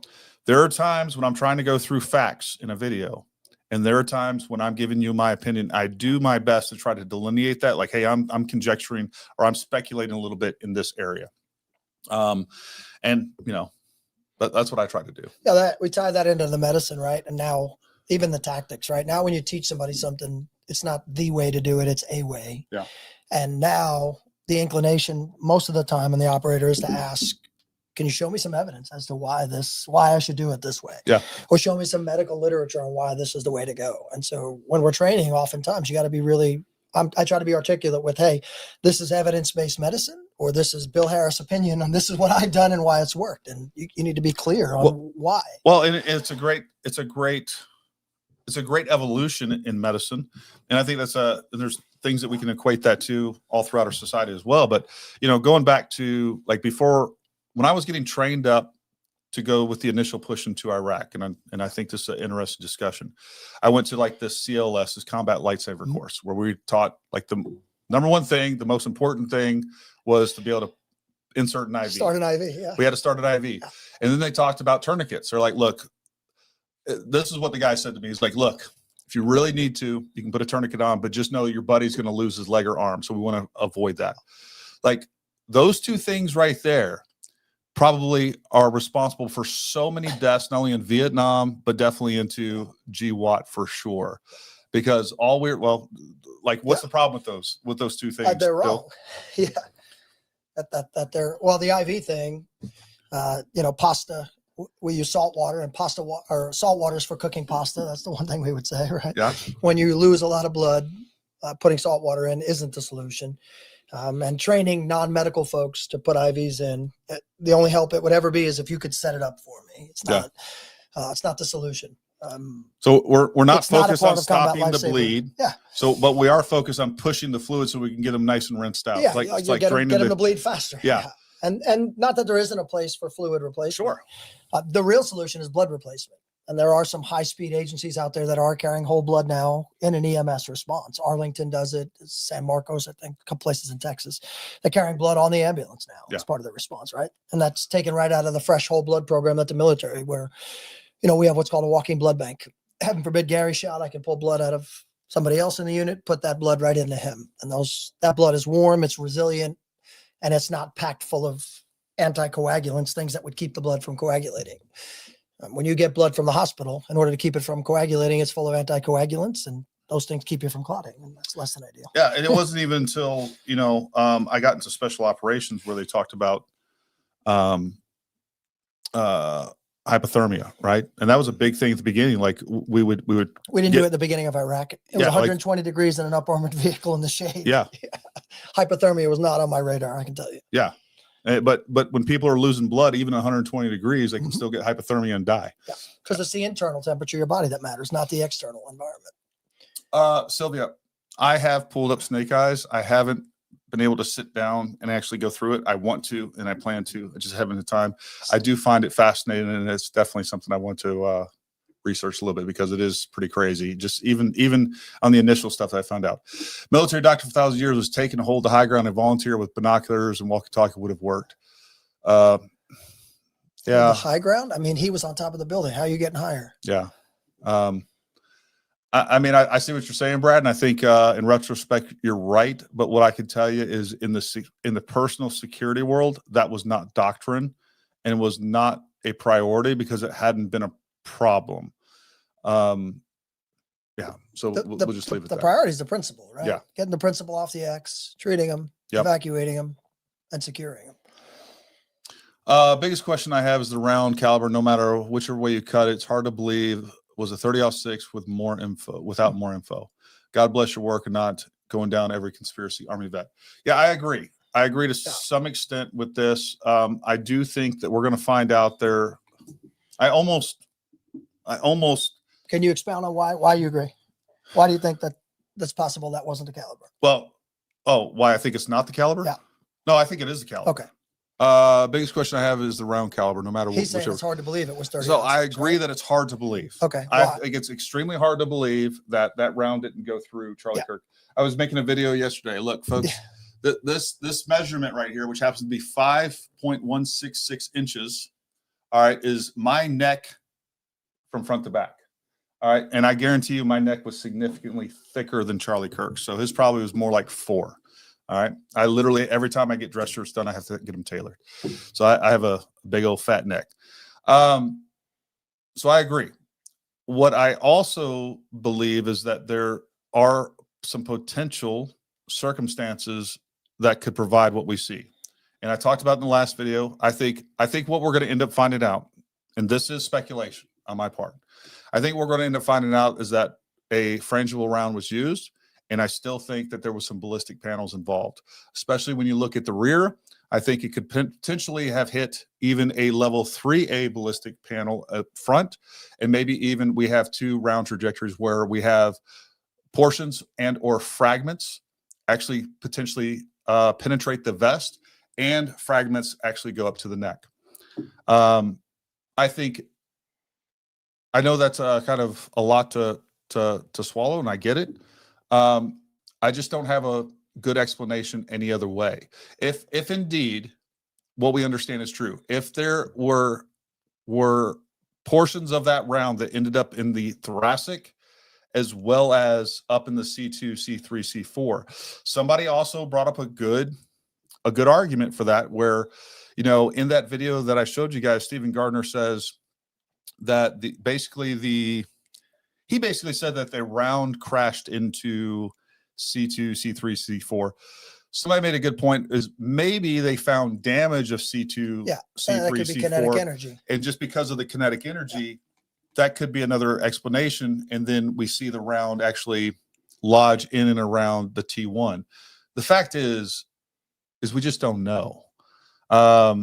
I still think that he was wearing some sort of ballistic panels. And I've showed the evidence for that. Not only do we see the physical evidence for that, but we also have other evidence where there's reports on Megyn Kelly. And I know that Erica Kirk has she didn't say. What we have is an interview, and we have a quote from the New York Times. Now, if the New York Times came out tomorrow and gave you a quote that said, hey, he was definitely shot with a 30-06, like everybody here would be like BS. And I think there is a weird cognitive dissonance on the body armor thing where it's like, that is no possible way. That's bonkers. No, really what it was the camera gun, or it was another shooter over here, or it was like all these other potential possibilities that have zero evidence for. But just because allegedly Eric Kirk said that there wasn't body armor. And again, I've given reasons why there was not body armor. Okay. But again, there's also some really good explanations with that. Could have been an NDA. We could be playing a little bit of semantics where no, it wasn't body armor. It was a bulletproof vest or something, or ballistic panels, or again, they could be protecting the company. You guys can say I'm off my rocker with that. All right. I mean, if you disagree with me, you're following the narrative. All right. You're all feds if you disagree with me on the body armor. Ultimately, I could end up being wrong, and we got to come up with another reason as to why we don't have an exit wound in such a small area, which it's really weird. Yeah. Like, I don't know what to say about it. There's no evidence, like based on where he shot and where he was, that this bullet could have hit anything else, right? No, there's no. I don't believe that it was able to hit anything else. He had a clear line of sight. There's no other evidence of it hitting anything else. Even if it hit, and it's not even like the canopies and the canopy. So like even if it hit the aluminum frame of the canopy, I don't think we'd see anything different. Again, a lot of people are saying, hey, the round is keyholing. That doesn't make sense to me, because typically when we have rounds keyholing, because it's not gyroscopically stabilized, it's not going to hit a target 140 yards. Like, it becomes unstabilized, and then we're going to see that go off target. Yeah. Is there some weird chance that it did that? It is, but I think it's infinitesimally small. But I also think it's infinitesimally small that we have a round go directly to the neck and not exit. Like, I think many of us, we might disagree on a lot of other things, on the mechanism and who is behind it, but I think all of us kind of agree on that. And I agree with you. I think the ballistics are the weirdest part. But just let's say we find out it was definitely a 30-06. There are definitely good explanations available to us. It's not just crazy town that we have a 30-06 hit him and not exit the body. So I'll just tell you my own experience. I've seen a shitload of cases where the ballistic makes no sense, right? Somebody shot in their scapula and we found a round lodged in their kneecap. Somebody shot in their torso and there's a round in their neck, or up inside, outside their outer ear. Like, there's not a lot of rhyme or reason to what happens to something traveling at that rate of speed when it enters into your body, or something goes clean through and through and somehow magically doesn't touch in that small confined space all of those vital organs or all of those vital vessels. They weren't exposed to some sort of temporary cavitation or hydrostatic shock wave. I've seen that myself. Guys, I've seen guys like shot into the neck and they didn't have any real significant damage. So we agree, stop the political violence, and I like that moniker too. I just want to say thank you for all the great videos, information. Also, thank you both for your service. You're welcome. I think 90% of these YouTubers, not you, Gary. Well, I thank you for that delineation. You're the 10%. But others are throwing pea-brain ideas out their heads just for clicks and YouTube money, not the truth. And it's at Charlie's expense, sadly.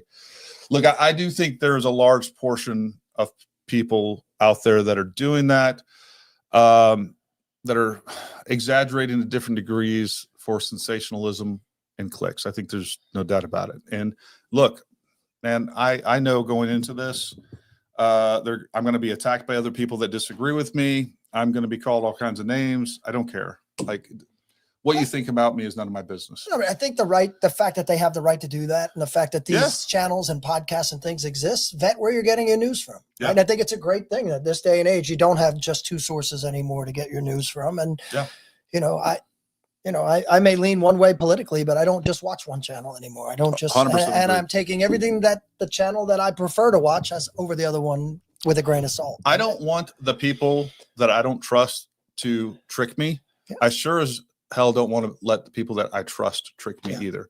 And, I've covered this a bunch on this channel. Like, I would highly suggest, folks, that you start going to X for your news. Now, of course, you have to be careful, right? We have to be discerning, and you can find some really great people that are out there doing old-fashioned good journalism. And I think it's pretty easy to find out. I mean, all you got to do is look at their track record. What have they been right about? You know, have they been proven right? Do they provide sources? You know, do they provide proof, or are they just saying, oh, just trust me on this one? There's some folks out there doing some really, Andy No is a great one. There's a bunch more. If I was sitting here and made a list that I would recommend for you guys to go check out. But there's some good sources of information and news on X. And, you know, I would stay away from Fox News and MSNBC and all those other ones. They've proven they're not trustworthy. God bless USA, make our boys strong. I agree. We need strong men in this country if it's going to continue to exist. Have you said anything about, did you watch the Hegseth speech the other day? No, I have watched it. I've talked a little bit about it, but it is amazing. Anything you want to say on that? No, I think it's great. It was funny. I saw a video today, and the guy said that I guess there's been quite a few active duty folks complaining from different services. And the video tonight, he was like, seen a lot of people complaining, but I haven't seen one single Marine complain. And he's like, yeah, well. No, look, I mean, for those of you that, I don't know if you watched Hegseth's speech to all the commanders out there, it was powerful. He's like, I'm tired of fat generals. I'm tired of seeing fat troops. We're going to have PT standards. We're going to have grooming standards.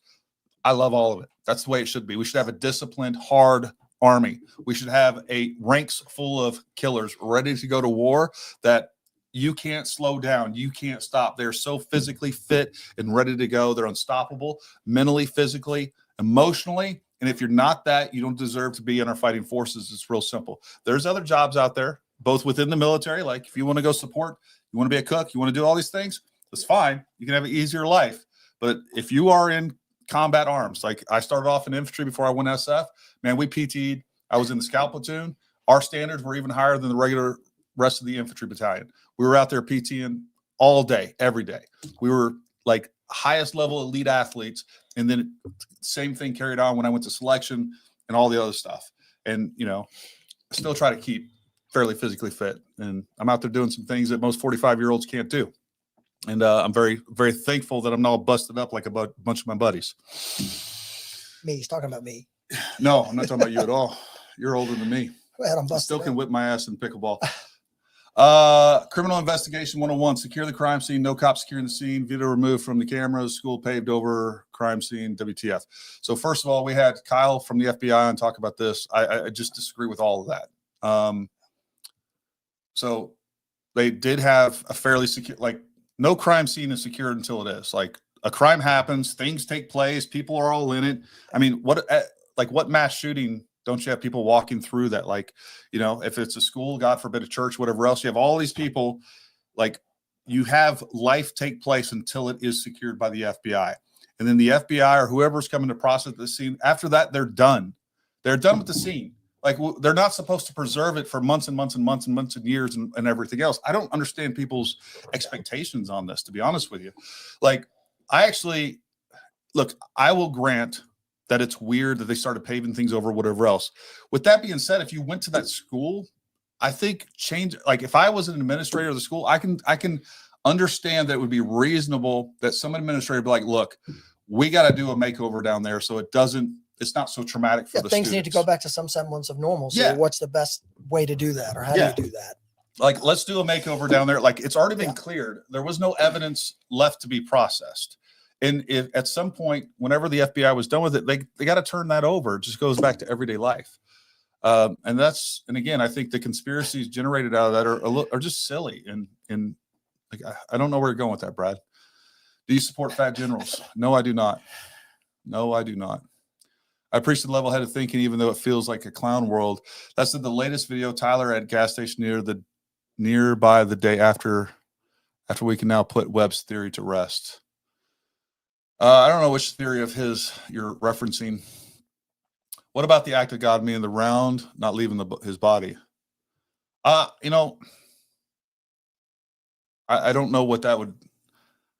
If like all that happened and he lived, that to me, that would kind of be an act of God. I just don't know what God's purpose is.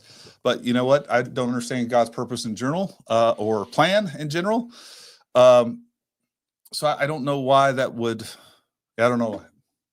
Talk to your pastor, Beverly. Hopefully he'll have a better better understanding and answer than me on that one. Nothing has changed so far regarding Tyler after being the shooter, which means the evidence is solid. Otherwise, we see a backtrack. Yeah, I mean, I agree. Nothing's changed. I realize folks thrive off drama, but creating this level of drama and conspiracy crap for Kirk's family is inhumane and disgusting. Let the justice system run its course. He's a very polarizing public figure. Yeah, I'm going to push back on you a little bit, Dodie. I do think that we're seeing these conspiracy things go to an extreme. But with that being said, I do like the fact that we have more and more, again, citizen journalists out there holding authorities accountable.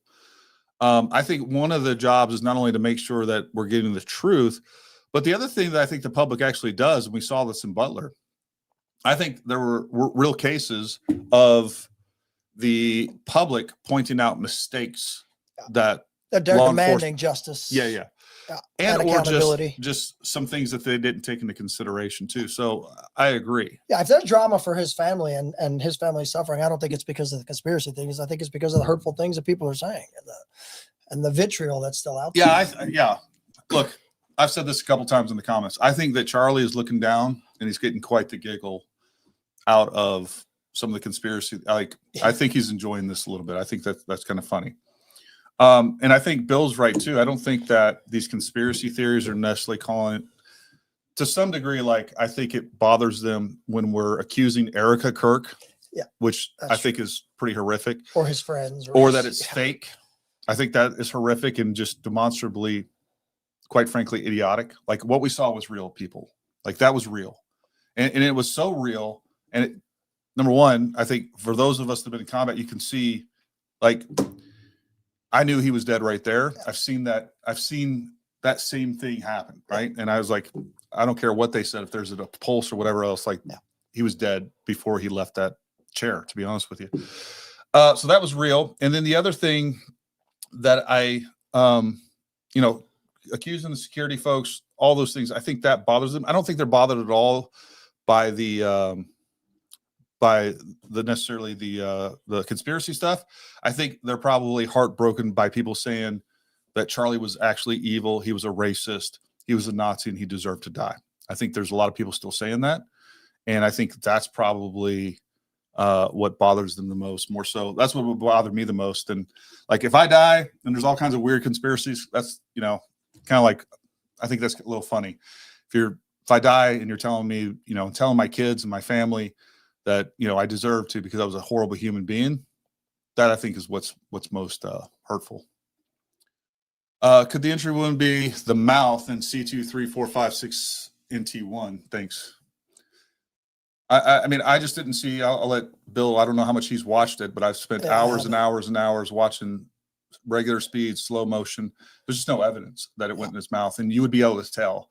Like, you'd be able to tell. Yeah, I've not seen anything that indicates that. Yeah, I've seen blast and pressure enter the mouth. Yeah. Stoicism is a lot philosophy. I will put more faith in that than any religion. Okay. That's your choice. I mean, that is your choice, and this is America, and you can choose whatever you'd like to choose, right? That's what's great about that. We'll go. That was a very stoic answer you gave him. The red was coming from the back, not the hole in his front. I don't think we have any proof of that or any evidence of that. I spent a lot of time looking for an exit wound. And I continue to look for potential exit wounds. What we see is we see what looks like to me a ballistic panel that is preventing an exit wound in the back. We live in a simulation. His death wasn't gruesome because so many people were perceiving it. That's why the blood is gone and there's no blood. Okay. Now, if you believe that, then none of what we say next will change that, probably. So, like the pagers that were simultaneously going off the Lebanese. Look, like not everything relates, and I'm just going to let you guys in on a secret. I don't think Israel is as powerful as we say, as everybody thinks they are, like that are responsible for every every possible thing. They do seem to be busy with a lot of other things these days. As I, well. I agree. And you know what? I also think that the CIA uses Mossad as cover for a lot of things. Again, going back to Epstein, there is zero possible chance that that was at least solely a Mossad operation. If you believe that was an intel operation, and I do, by the way, I think that was headed and ran by the CIA, and maybe Mossad was in on it as well. But I think the fact that Mossad is being blamed for that, like the fact that we have heads of states going there, we have some of the brightest minds in the country going to that place. The idea that our own intelligence agencies wouldn't have full eyes on, like if you believe that, you're just naive. Ooh, this one's good. Which one? That one. That one? Yeah. Deny the anomalous behavior of the security detail is a huge red flag and discredits you. Not saying you're deep state shills, but at least naive and too close-minded to ask the right questions. So what I would ask you, Honorary Rhodesian, is I would love you to explain to me specifically what was the anomalous and or suspicious behavior. And then I would also ask you to tell me what they should have done and what would convince you that they weren't doing something suspicious, I guess. Like, what do you need? Do you need more blood on their hands? The other thing I'll always say is I don't know. I know you said you did a little bit of digging on what their backgrounds were, but I'll just be honest with you. Being in this space and having trained high-level operators and trained patrol officers and SWAT officers and FBI agents, I'm going to tell you in general, as the public, you probably have way too high an expectation just based on how little amount of training they get. And here's what I was able to find on that guy. There was a training certificate. That doesn't even mean that he took the training. And even if he did take the training, it doesn't like those. It doesn't even say he graduated. Just said he participated. Yeah. Like those aren't pass or fail. Really, like you're going to pass no matter you pay your several $100 when you come to our course. It's a certification. Like there is a written test that you have to pass, but I think you get like 2 tries on that. Like you got to be an idiot to pass that, to not pass the written test. But then a lot of the hands-on stuff, like what we do is more strict and we push you harder and we throw more scenarios at you than most people do or most training companies do. But even that being said, like there's people that I know when we give more repetition than most, if they left there in spite of our efforts, if they came across the scene, their mind, like they're just not like stress inoculated. Like some people just don't learn very fast. Like there's some people that are going to need to take that course 4 or 5 times just to be competent. And that's just people and how they learn in general. And I say that not as a disrespect to law enforcement. I want them to get more training. You're talking about defunding them. Their funding needs to be quadrupled. You know what I mean? They don't get enough time. The right way. They don't get enough time and they don't get the adequate training that they need. And what I'm saying is, as a public, 1, we outsource our safety to them, and 2, you're expecting to see a Delta Force DEVGRU style response on video from his personal security group. And it's not a realistic expectation to have on their worst day. Look, if you're just going to gratuitously say that we're propagandists, I'm just going to ban you. And for all our moderators over there, like, fine. If you think we're propagandists, you're just going to say that over and over again. I like, go watch another podcast. I don't know what to tell you, bud. You know, it is what it is. I don't know what to say. Coconuts can mess someone up. I agree, John Edward. Forensics has shown the difference between a laceration and a puncture. The brainstem was destroyed, heart stopped. That's why no arterial spray. I mean, I think what we saw was either venous or arterial spray, or both. Yeah. I mean, it's pretty unlikely, don't you think, given the proximity of the carotid and the jugular vein, that you're going to have that type of ballistic event and not have both of those basically destroyed, right? Yeah. And again, it doesn't have to necessarily be from frag. First off, it can be from bone, right? If you got bone fragmented, it can be just the hydrostatic shock wave. Yeah, just the shock wave of it traveling through there, the sheer energy. But we see sometimes in deceleration injuries in a car crash or in a fall, right? The vehicle stops, everything inside you continues to move, and that alone, that shearing force can cause your aorta to just rip off your heart. There's nothing kinetically puncturing you there. Yeah, look, we've covered this ad nauseum on this channel. I've made several videos. I don't know what to, like, if you're not convinced at this point that he wasn't shot from the front, I don't know what else to tell you. Like, all the physics, all the physics we observed, all the evidence shows him moving rearward. Like, everything aligns with a front to rear energy, right? So if you still want to believe that a shot came from the right or whatever, like at this point, I think it's cool. Like, we can be friends, high five, right? But shot came from the front, and all the physics says that. There's going to be a trial. Is their argument will be heard, as well as autopsy report and expert witnesses. Then, and will we have enough info to understand this and how and why it happened? Maybe. I do know that there's supposedly been commitments to say that they're going to be public with the information. I don't think that it's been specifically said that the trial will be televised. I could be wrong. Maybe there's new reports, but I know it was like, as of the other day, the last time I looked at it, I haven't seen where they said that the trial would be 100% public. So we may find some stuff out. We may not. Hopefully we do. I hope we find out everything. Yeah. And here's the problem, though. Like, I mean, once you start saying that, the FBI is covering it up and look, they may be. Okay, I can't prove that they're not. I haven't seen anything that indicates to me. And look, I'd love to catch. I think the FBI is corrupt in lots of different ways. I really do. But if they are, then we're effed, because, like, it doesn't matter what evidence comes out in the trial. Like, none of us are going to believe any of it.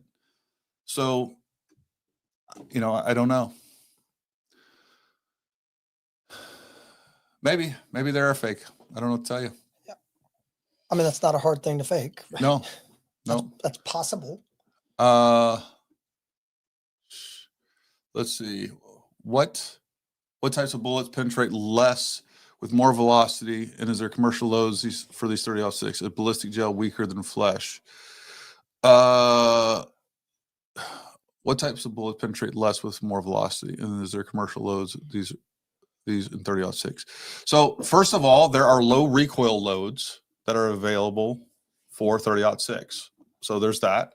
There's frangible rounds that definitely won't penetrate nearly as much. And By then design. again, if we have a combination, look, here's the thing. If we can find out, if somebody came out to me and tomorrow and said, Gary, come to find out he was wearing a low profile ballistic armor in front, like, I'm done with this. Like, to me, it's solved. Like, we have some sort of frangible round, and a lot of the energy was absorbed by the vest. It also broke up the round. Like, to me, and then we have you could have fragments coming up. Yeah. We have some that actually penetrated the level 3A vest or whatever it was. Nicked his neck. All those things could happen. What I will tell you is look up. I actually had it pulled up. Here's what I'll tell you. If you do some research on commercial rounds, there's plenty available. The other thing, too, that we haven't talked about, we talked about it, but it doesn't ever get considered, is, like, we don't know if Tyler and or his grandfather or family were into hand loading. Like, if we start, and I think we have to consider the potential, because it is a real potential that somebody did some hand loads. I think it's less likely. But if he was doing that, then, like, all bets are off. Yeah, because you can no come idea up what you're dealing with. There's 1,000 different projectiles that you can choose. You can have absolute control over the velocities. I do think that because of the audio analysis that we're seeing, I still think we're looking at like 2,500 feet per second or faster. But the fact is, there are plausible explanations of why a 30-06 round doesn't exit. And anyone that tells you differently, they just don't know what they're talking about. I'm just laying it out there. I know everybody's like, there's no way. It's impossible. It is highly unlikely, but it is far from impossible. All right. And again, and that's like with your basic hunting round. And that's the other thing too. I had this discussion with somebody in the comments. Like, look, I know because I've been hunting for X amount of years.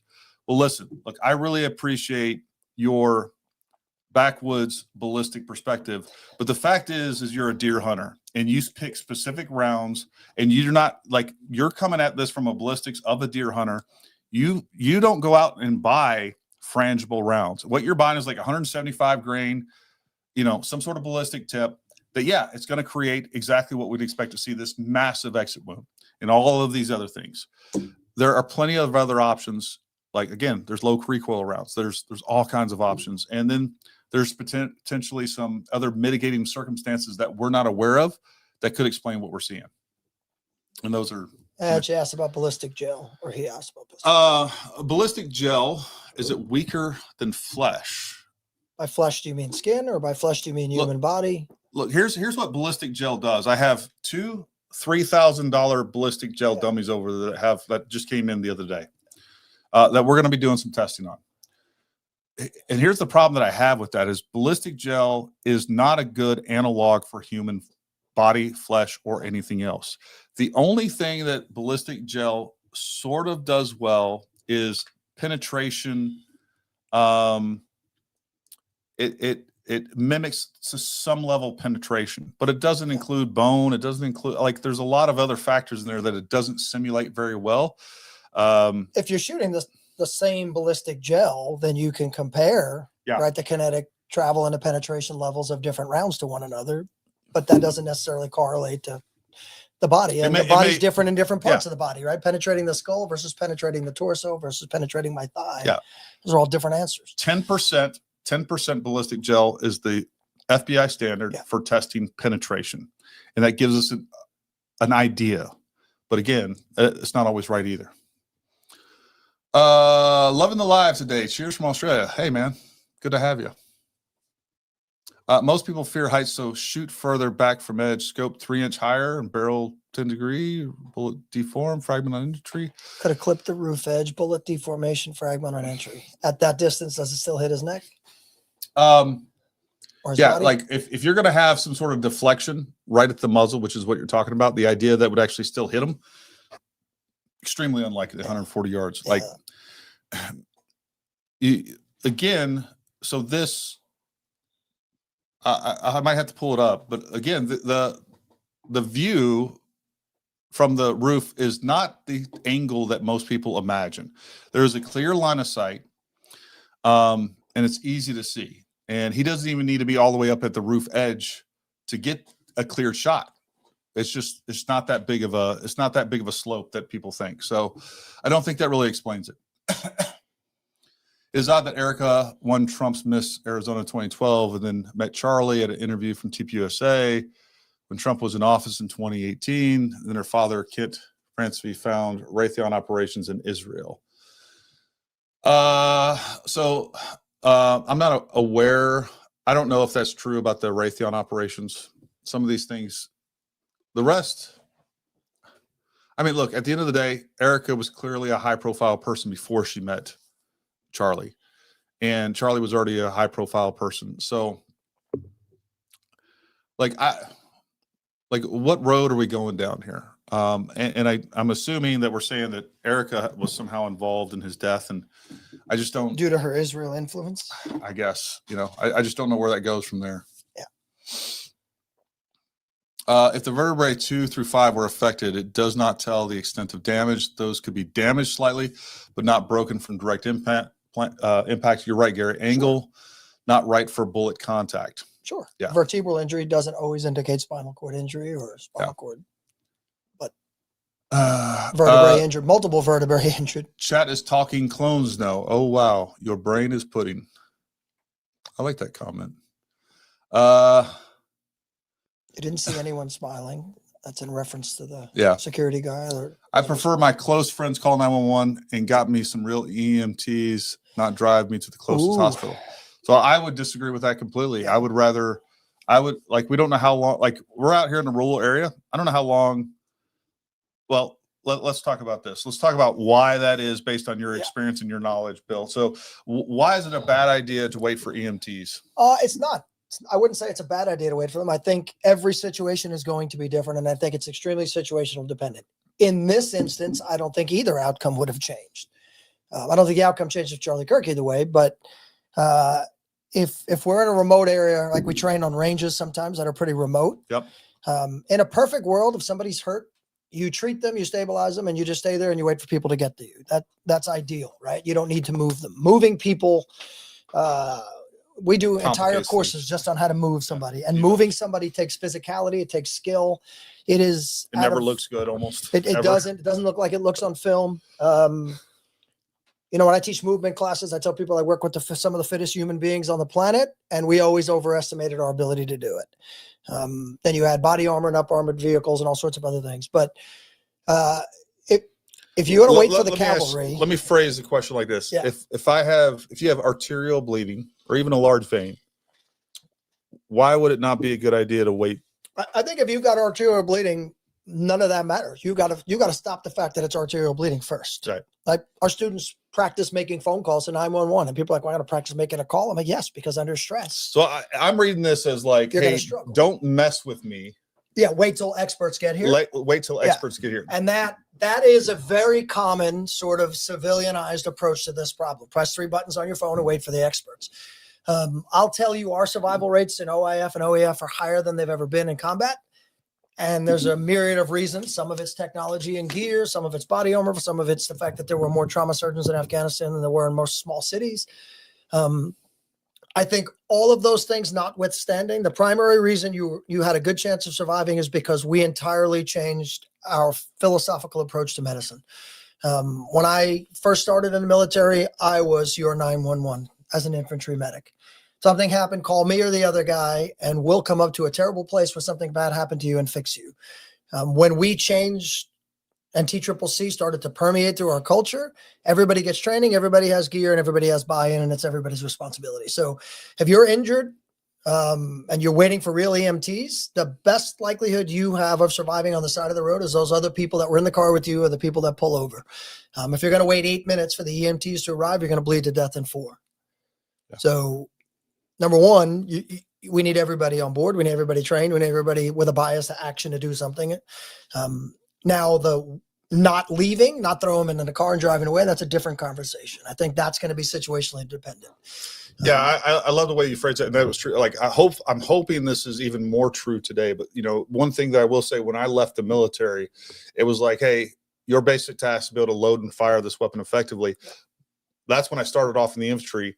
By the time I left, it was like, hey, your basic task is to be able to load and fire this weapon effectively. But on top of that, you need to be able to pack a wound, be able to use a tourniquet, know when and how, and a couple of other basic steps. That was just your basic soldiering tasks. And 100%, I've seen it save people's lives. That's accepting the fact that you can't outsource it all to somebody else. Yeah. And I think that the public still operates that way. Yeah. Right? You want to outsource it to them. And frankly, they're doing the best they can. They're also underfunded and undertrained. And they're 8 minutes away most of the time on a good day. Yep. And I want you to think about that, folks. Like, if your child or someone you love is sitting there bleeding out and your answer is like, hey, just hold on, I'm making this phone call. That's a bad spot to be in. And I think as an American, it's your responsibility. Well, I think everybody out there should have the same responsibility a basic infantryman is, that how to load and fire a weapon effectively, how to stop bleeding, how to be able to stabilize a casualty till we get to a higher level of care, or a higher level of care comes to you. I mean, I think those are just basic American tasks that make us, independent Americans that, when it comes to the medicine, you want to stop the bleeding and stabilize the person. Yeah. Once you've done that, then you've got time. You don't need to drive like your hair's on fire, and you don't need to throw them in the back of your car. You probably could wait. Yeah.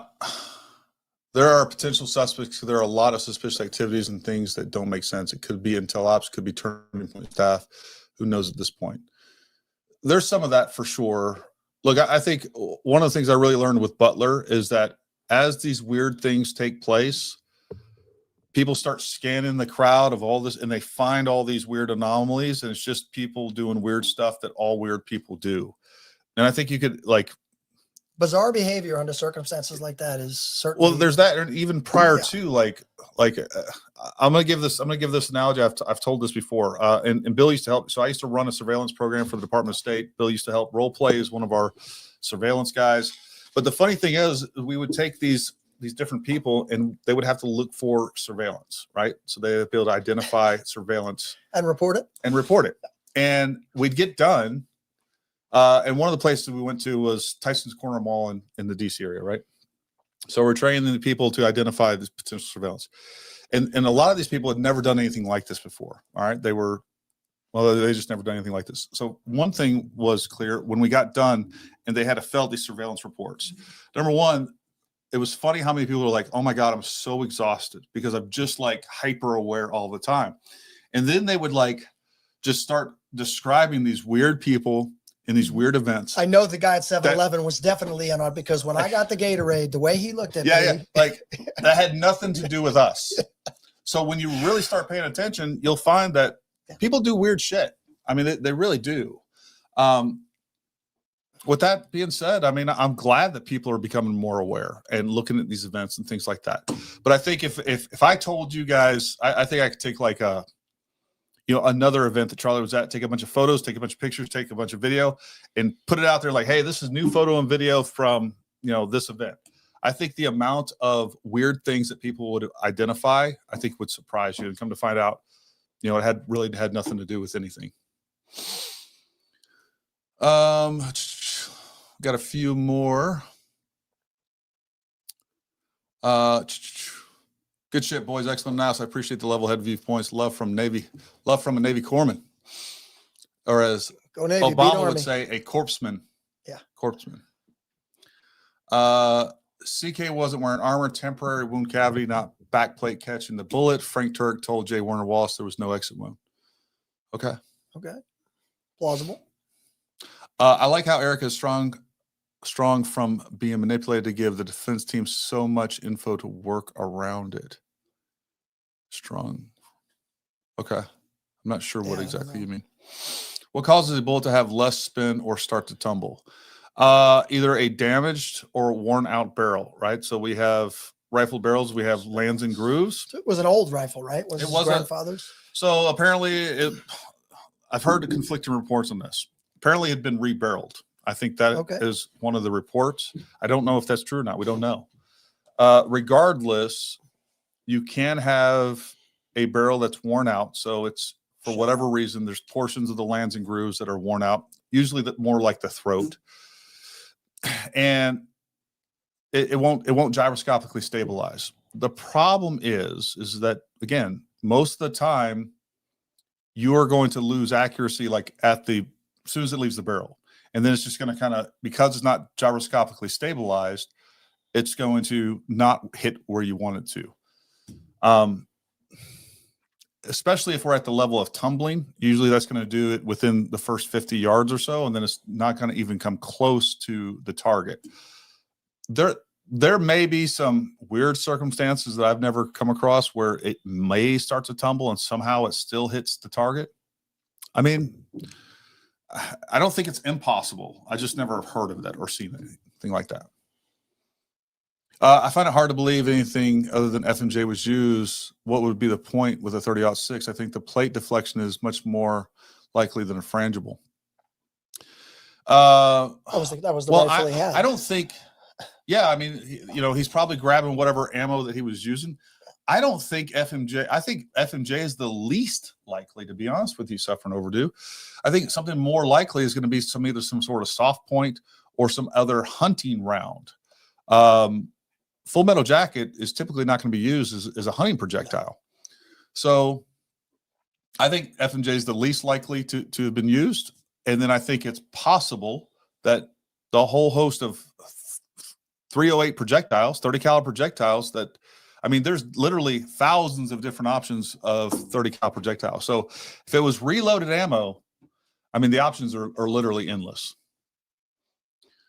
Any thoughts on his furry pet doing it and setting him up and now missing, but parents not in protective custody trial? If she was shot with the gun, I think they would still be picking up pieces. So I'm assuming you're referencing his transvestite furry boyfriend. Look, I don't think this person's missing. I think his name was Travis or something. I forgot his name. I knew it at one time. I got notes back there.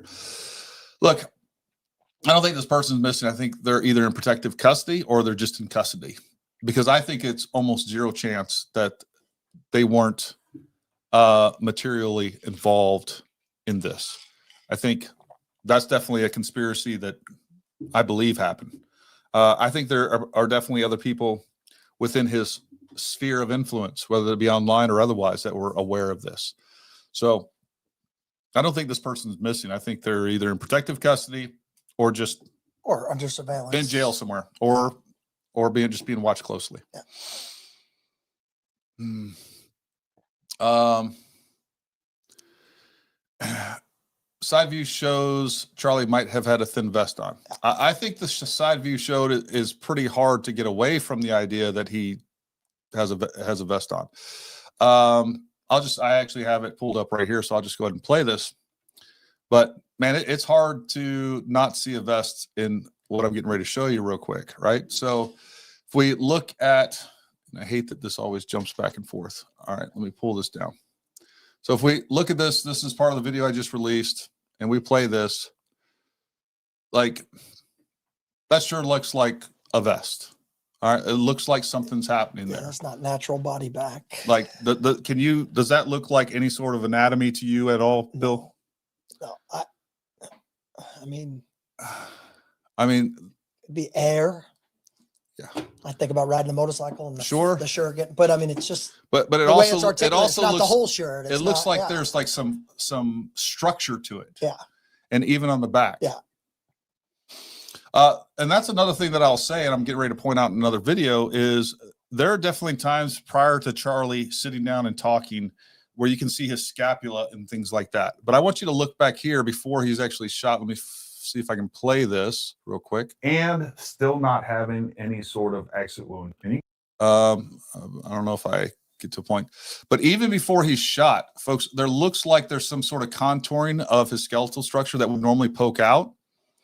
And look, right now, I'm pretty convinced that at some point between him throwing hats out and not having body armor, something happened where he went behind. I don't know if he used the bathroom.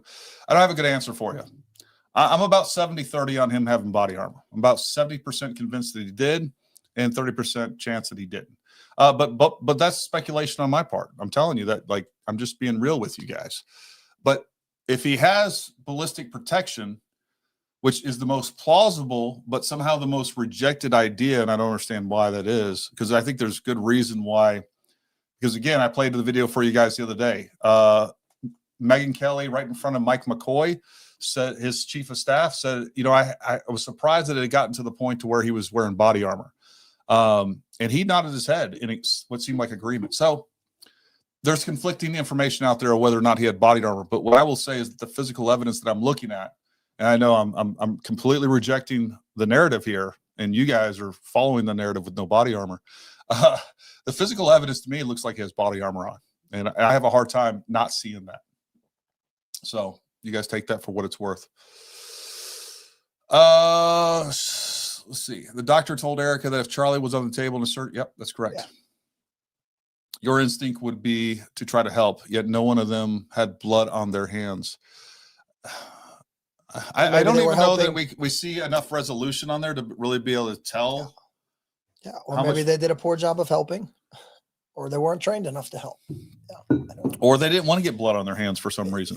We see that, like in our courses, it's fake blood, and people are like, "Can I get another pair of gloves?" Yeah, like they're like grabbing stuff and putting it between a barrier and them, and them actually trying to do what they do. And that's probably the most likely, right? You grab the t-shirt, you grab something on the floor, and put that between you and him, or the wound in your hand, and that would explain having a hand with no blood on it. And here's what I think we can all say is none of us know. I don't know exactly what happened behind the table, but you sure as hell don't either. And I think to automatically make nefarious assumptions against those people, you just don't have enough information to do that. You guys are convicting them in the public eye without very little proof. And I think most of us would agree, no matter what they did, it wouldn't have helped. I don't know. So take that for what it is. Ani sent Gary email 3 times with pics of blood on the ground. Ani, I'm going through thousands of emails. Like I promised you I would try. Yeah. Calvin says his nipples could be seen. Yeah, there are some pictures where his nipples could be seen, and that really doesn't matter. Again, I've covered this multiple times. I have all those plates over there. I have the extra large plate over there, and if I laid that extra large plate over my chest, you would still be able to see my nipples. And he was a bigger guy than me.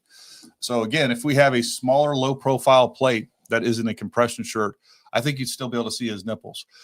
I think in some of those pictures, I agree that would be, it's hard to reconcile that you can see his nipples and not see some sort of outline of a plate or some sort of ballistic panel.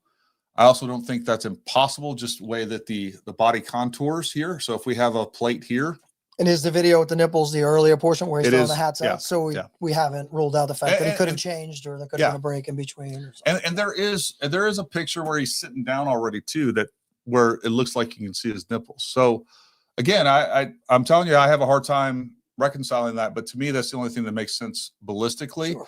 And we have a lot of reports prior to that again, that he was actually wearing body armor. We dealt with EP work where they refused to wear it, or the threat posture changes, and now we convince them to wear it. Or sure, yeah, I mean, yep. Let me pull up. You know what? I'm just going to go ahead and play this video for you guys. If you guys haven't seen it, we'll play it. To their point, security-wise, I don't think it matters what the security was. Nothing was going to stop Charlie from giving his message where it needed to be. He was ready to share those. When I saw, found out that he'd been wearing a bulletproof vest, I thought to myself, oh my God, like I didn't even know that it had gotten that bad. Yeah. Like in terms of the death threats, because we all sadly do get death threats in this, in the public eye. Yeah. So, I mean, there's that. Here's another one. Here's another one for you that I'll show you. Let me pull up this video file that I find pretty remarkable as well. Let's play this one. This was, and somebody just sent this to me. So this was either the day after or the day of, and I didn't get this sent to me like till 2 weeks after. I want to make tonight about Charlie, obviously, but I do want to catch some of the details here for the audience. I just want to go back to what you said. Your belief or your information is that Charlie was wearing a vest and the bullet hit the vest and then ricocheted up into his neck. Is that what I heard you say? Yeah, that's what they're investigating. Again, you start with what you think you see on video and you're looking at it. We'll learn more when they get to the forensics. The FBI lab will be there helping local authorities, but that's what I was told from a federal law enforcement officer, that's what happened. So that would mean the shooter was aiming for the body of mass, the center body of mass, and then the bullet just ricocheted up into the throat area. That's what I was told tonight. We'll see if that turns true. It's hard to tell from the video, so we don't know that. We are certain that the shooter was on a rooftop, and it was quite a ways away and was able to hit Charlie. And so again, I mean, we definitely have conflicting reports. But I would say I believe those two reports hold more weight with me, and maybe I'm biased because that's what I thought I was watching. Just based on what I saw, I was like, dude, this guy hit a plate. And again, I also reached out to somebody close to Charlie that I knew Charlie, and I asked him if he'd been wearing body armor, and he said he was definitely wearing body armor. So I feel like at some point the narrative changed. And I don't have a good answer for you other than NDAs and or them trying, like if they had a business relationship with the body armor company, which we've also heard about that. Even Candace Owens said, hey, the company that was sponsoring them with body armor decided to stop sponsoring them with body armor, which I don't even know. Do they come and get the body armor? It's like, we're no longer sponsored. We're going to need that back. So they take the body armor that you've been sweating in, that you've been using. So that doesn't make sense. But what does make sense if they have a business relationship, and like if Bill had a body armor company, was loaning me body armor, and I get shot and his body armor isn't effective and it kills me, no fault to his body armor, just bad luck, right? Which is what this is. I would hope that my wife would like try to protect Bill's company. Like, hey, because if it gets out that Gary was willing, Bill Harris body armor and Gary died anyway, Bill Harris body armor goes out of business. That's just a fact. So, I think there's reasonable explanations for some of this for sure. All right, we're going to do a couple more. Well, it's funny that you're calling it body armor and the reporter was calling it a bulletproof vest. Bulletproof vest, right? So just the language alone matters. Yeah, right? yeah. And those are technically different, by the way. We'll hit the rest of these. Let's see. What caused a bullet? We already hit that one. We hit that one. Hit that one. This one. Paraffin tactic. Frank said Charlie's head was basically decapitated. They first wanted to get him out ASAP, and they were trying to figure out how to move him without harming his neck further. Also quite plausible, right? They're concerned about the fact that he has no control. His neck is probably not stable due to the damage. So what could be, if they're doing the initial assessment, what would be some indication that like we have a really severe neck injury? I mean, even if you're unresponsive. But would they actually hear was it crepitus? I mean, I don't know if they'd hear it more than feel it, but I don't know that they're trained enough to even be, you know what I mean? There's so much other stuff going on. The likelihood that they're pressing on his neck, I think it would just be either his head is in a very unnatural position, or as he's moving or they're moving him, like the mobility. Think about carrying a baby and how their heads are just sort of essentially like carrying a broken leg. Yes. Lack of musculature to keep it at least in some semblance of stability. But the reality is worrying about whether someone's paralyzed or not is a moot point if they're still bleeding, or a moot point if at that point their heart has stopped, right? Yeah. Questions and observations are appropriate. Premature conclusions should be resisted until all the evidence is gathered and presented in court. Well said, bro. I agree. Gary, I'm on board with ballistic protection. How do you feel about a fragment exiting the neck and not recovered forensically? Thanks for the show. I just don't think we have any evidence of that. Is it possible? I mean, it's possible. Especially it's grass, right?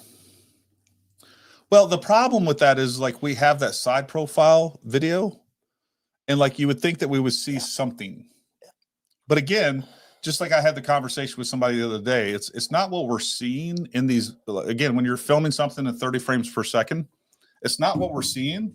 It's all the stuff that we're missing in between frames that would tell us more information, would be more definitive, right? So we don't have enough fidelity, both from like just definition, but then we also don't have enough fidelity when it comes to actual frame speed, right? The actual footage speed. There's a lot happening in between those frames that we're just not catching. Exploding lozenge candy in the mouth. I can't prove you wrong. Would the force of a 30-06 round hitting a plate in the chest knock someone back at least a little bit? He clearly had zero time to stabilize himself. Well, I think we see that. Like this keeps coming up, and again, I think it's very clear that we actually see that he's knocked back significantly. If you watch this, he actually, and the weird thing is he goes up. It's not just back. You see his head get knocked upward too, which is why I still think he got fragments in the chest. And then, oh, of course, now I got to watch the video. We have got to the point where literally anybody can build a fully working app without knowing how to code. This is base 44. With where bullet. So he definitely is knocked backwards, and I have some other footage where you can see. Imagine bringing your side project. Never mind. I think the thing I'll say about how your body reacts when you're shot, again, different each time, different based on caliber, different based on energy. Sometimes it doesn't move at all, even with the exactly. Like I've seen guys definitively hit with a 30 caliber round and not like very close proximity. Yeah. And they didn't move. I think people expect they're going to see what they see in a movie where the bodies, and I've also seen people get hit with a 7.62 round in the leg and it looked like they got hit by a truck and their feet were up behind them. So yeah, exactly. Both can be true. Yeah. Yeah. 100%. Thank you, Brown Santa. All right, we're going to take 5 more live questions real quick, and then we're going to get you out of here, guys. Unidentified drones were on the campus and a plane in the area capable of deployment. That is false. That has been proven false. There's lots of information out there. I know there's a bunch of hacks that are pushing the drone thing. All right, there is absolutely zero evidence of drones. So far, what I've seen described as drones are either they were dragonflies on one video and birds in another. And the idea, and I know who's pushing this theory. All right. He is a bullshit artist extraordinaire. And there's a bunch of holes in his theory about that. And it's just nonsense.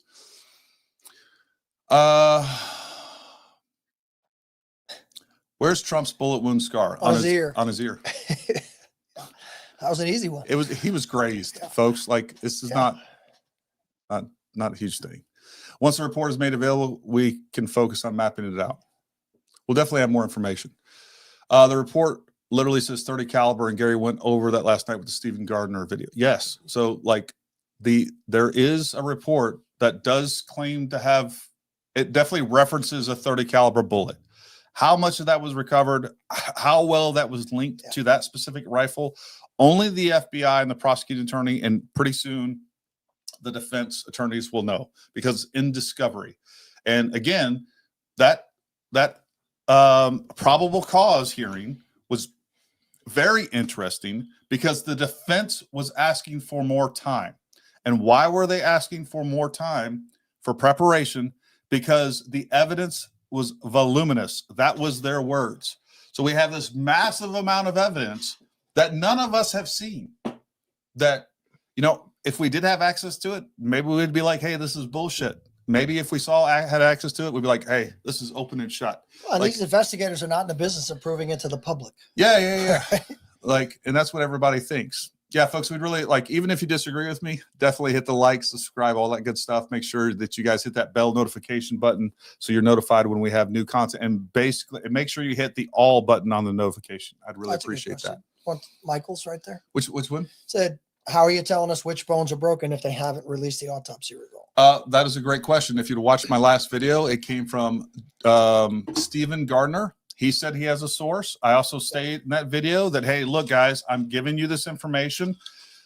I'm assessing this information, basing it off of what Stephen Gardner says. And what I would also tell you is that you should basically consider this information hearsay, because that's what it is.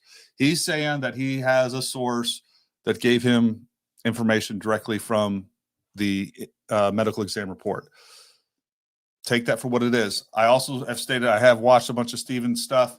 Generally, he has been very resistant to like the conspiracy theories. I haven't watched all of his stuff, but generally the stuff I have watched, I found him credible. That doesn't mean anything. So again, take it as a grain of salt, but I was assessing the information that was provided to us through that. And so go watch my last video. The bullet fragmented after hitting the necklace. I just don't think so, Mike or Michelle. I'm sorry, Michelle. I'm not a good reader. I keep hearing this. I don't think, and not only that, look, jewelry in itself is not very ballistic resistant. Even if it was a frangible round, I don't think we'd see very much of effect on a piece of jewelry. Usually when you're talking about silver or these jewelry metals, we're talking about something very soft. Would have driven that right into his. I think it would have. I don't even think that the bullet would have seen it there, right? It would have deflected so little and had such a little effect on whether it was definitely the necklace itself. Like, forget about it. If it was just the necklace, it hit the necklace and it was nothing. I still think that the necklace broke because of such forceful expansion of the neck. I think that's what drove the necklace up and actually broke the necklace. I think the forces involved were that violent and that fast, and I think we have some good science that backs that up. Hundreds of thousands of German soldiers were shot 30-06, 1903, and 30-06 in 1 grand in World War II. I'm pretty sure none of them were blown clean through the air. Only in Quentin Tarantino movies. Let's see. His security was working with a man that was dead before he was in that car. The security did their best. Agree. I mean, we don't know. Yeah. Because we can't see what he's doing. I mean, that's the problem with all this. Review JFK's files. It was the government and CIA that blew the skull off. Government killed Charlie. Like, the problem that I have is Charlie's not JFK, right? I don't know why we would deploy all of these classified capabilities and secret shooters and camera guns and palm guns and these intelligence assets to kill this guy publicly when, they could have done it on a back road somewhere, or like there's 1,000 easier ways to do it where you would have less vulnerability to be exposed and still get the same job done. All right, this is a great point. Brett K says he had a hand mic and a mic on his shirt. You're right. And he does in every single one of his videos, because there's the hand mic that goes to the PA system so that he can talk to the crowd. And then he has his own mic where he's recording his own content for when they publish the video, which is why they have the other cameras too, so that audio is being recorded separately and more cleanly, so when they post it to YouTube. And every single one of these types of events, he has a mic on his shirt collecting their own audio and a hand mic to address the audience. Or at least in most of them I know. There may be smaller venues where he maybe doesn't use a mic. I think we've all been forced to believe something is a distraction not adding up, too many distractions not adding up. I think we're also being distracted by distractions that also potentially have nothing to do with it. And of course, when theories run amok, some of them are presented if you don't know better. I think most of the theories that have been presented are absolute, so easy to dispel quickly with just evidence, but a lot of people aren't smart enough in those areas to be able to assess it properly, so it seems convincing, and that confuses everybody for sure. Iron Mike, thank you very much. Love your channel. Thank you for all you do. You're welcome. You guys are awesome. Your Yankees are in trouble, Mike. They are indeed. All right, folks. You can't handle the truth. All this other stuff. Hey, folks, if you guys go follow us on Twitter, I'd really appreciate that. Bill, you got any socials? Socials. What's your socials, bro? Let's promote. Where people can follow you? Where can people follow you? I'm not a big socials guy, but you can go follow him on Instagram with, was it Pickleball for Vets? Yeah, that's Pickleball for Vets. Pickleball for Vets. Pickleball for Vets. We'll talk about pickleball another time. I've been playing a lot of pickleball, and come to find out, Bill, who we hadn't talked for a while. No, we reconnected over pickleball, which is cool. The next thing I know, I see this Pickleball for Vets channel. I'm like, hey, oh shit, that's Bill, my buddy. I was like, he lives down the road. So anyways, we'll talk about pickleball sometime. Don't hate on it, because I did. I made fun of it, and I went and played it. And now I have 12 paddles up there and play it a lot. It's a lot of fun. Good sport for, well, it's good for a lot of things. Good exercise, all the good stuff.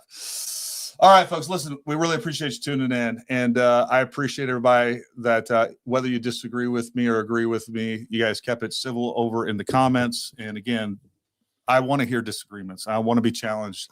I just want to be able to do this with some mutual respect. And I think that's what I want to try to do, is establish or be a good example for us and everybody else out there, the rest of America. Like, if we can have respectful discussions and disagreements, which is what Charlie Kirk was mostly about, right? is exactly what he was about, and trying to bring discourse, reasonable discourse, back to our country, because that's what we're in desperate need of. And that's what's crazy. Look at this. Like 90% of us agree on everything. We probably agree on religion. We probably agree on politics. And because, like, I see things differently from you, and you believe this or I believe this, like, there's this, like, I don't know, like, there's a lot of hate coming out of you. And it's silly. Look, I don't think you're a bad person if you believe something that I don't believe. And I think that's the basis of these conversations. So hopefully we can do better in the future. But anyways, until next time, stay armed, Bubba. Stay ready. We'll talk to you soon. Bill, thanks for coming in. Oh man, get some training.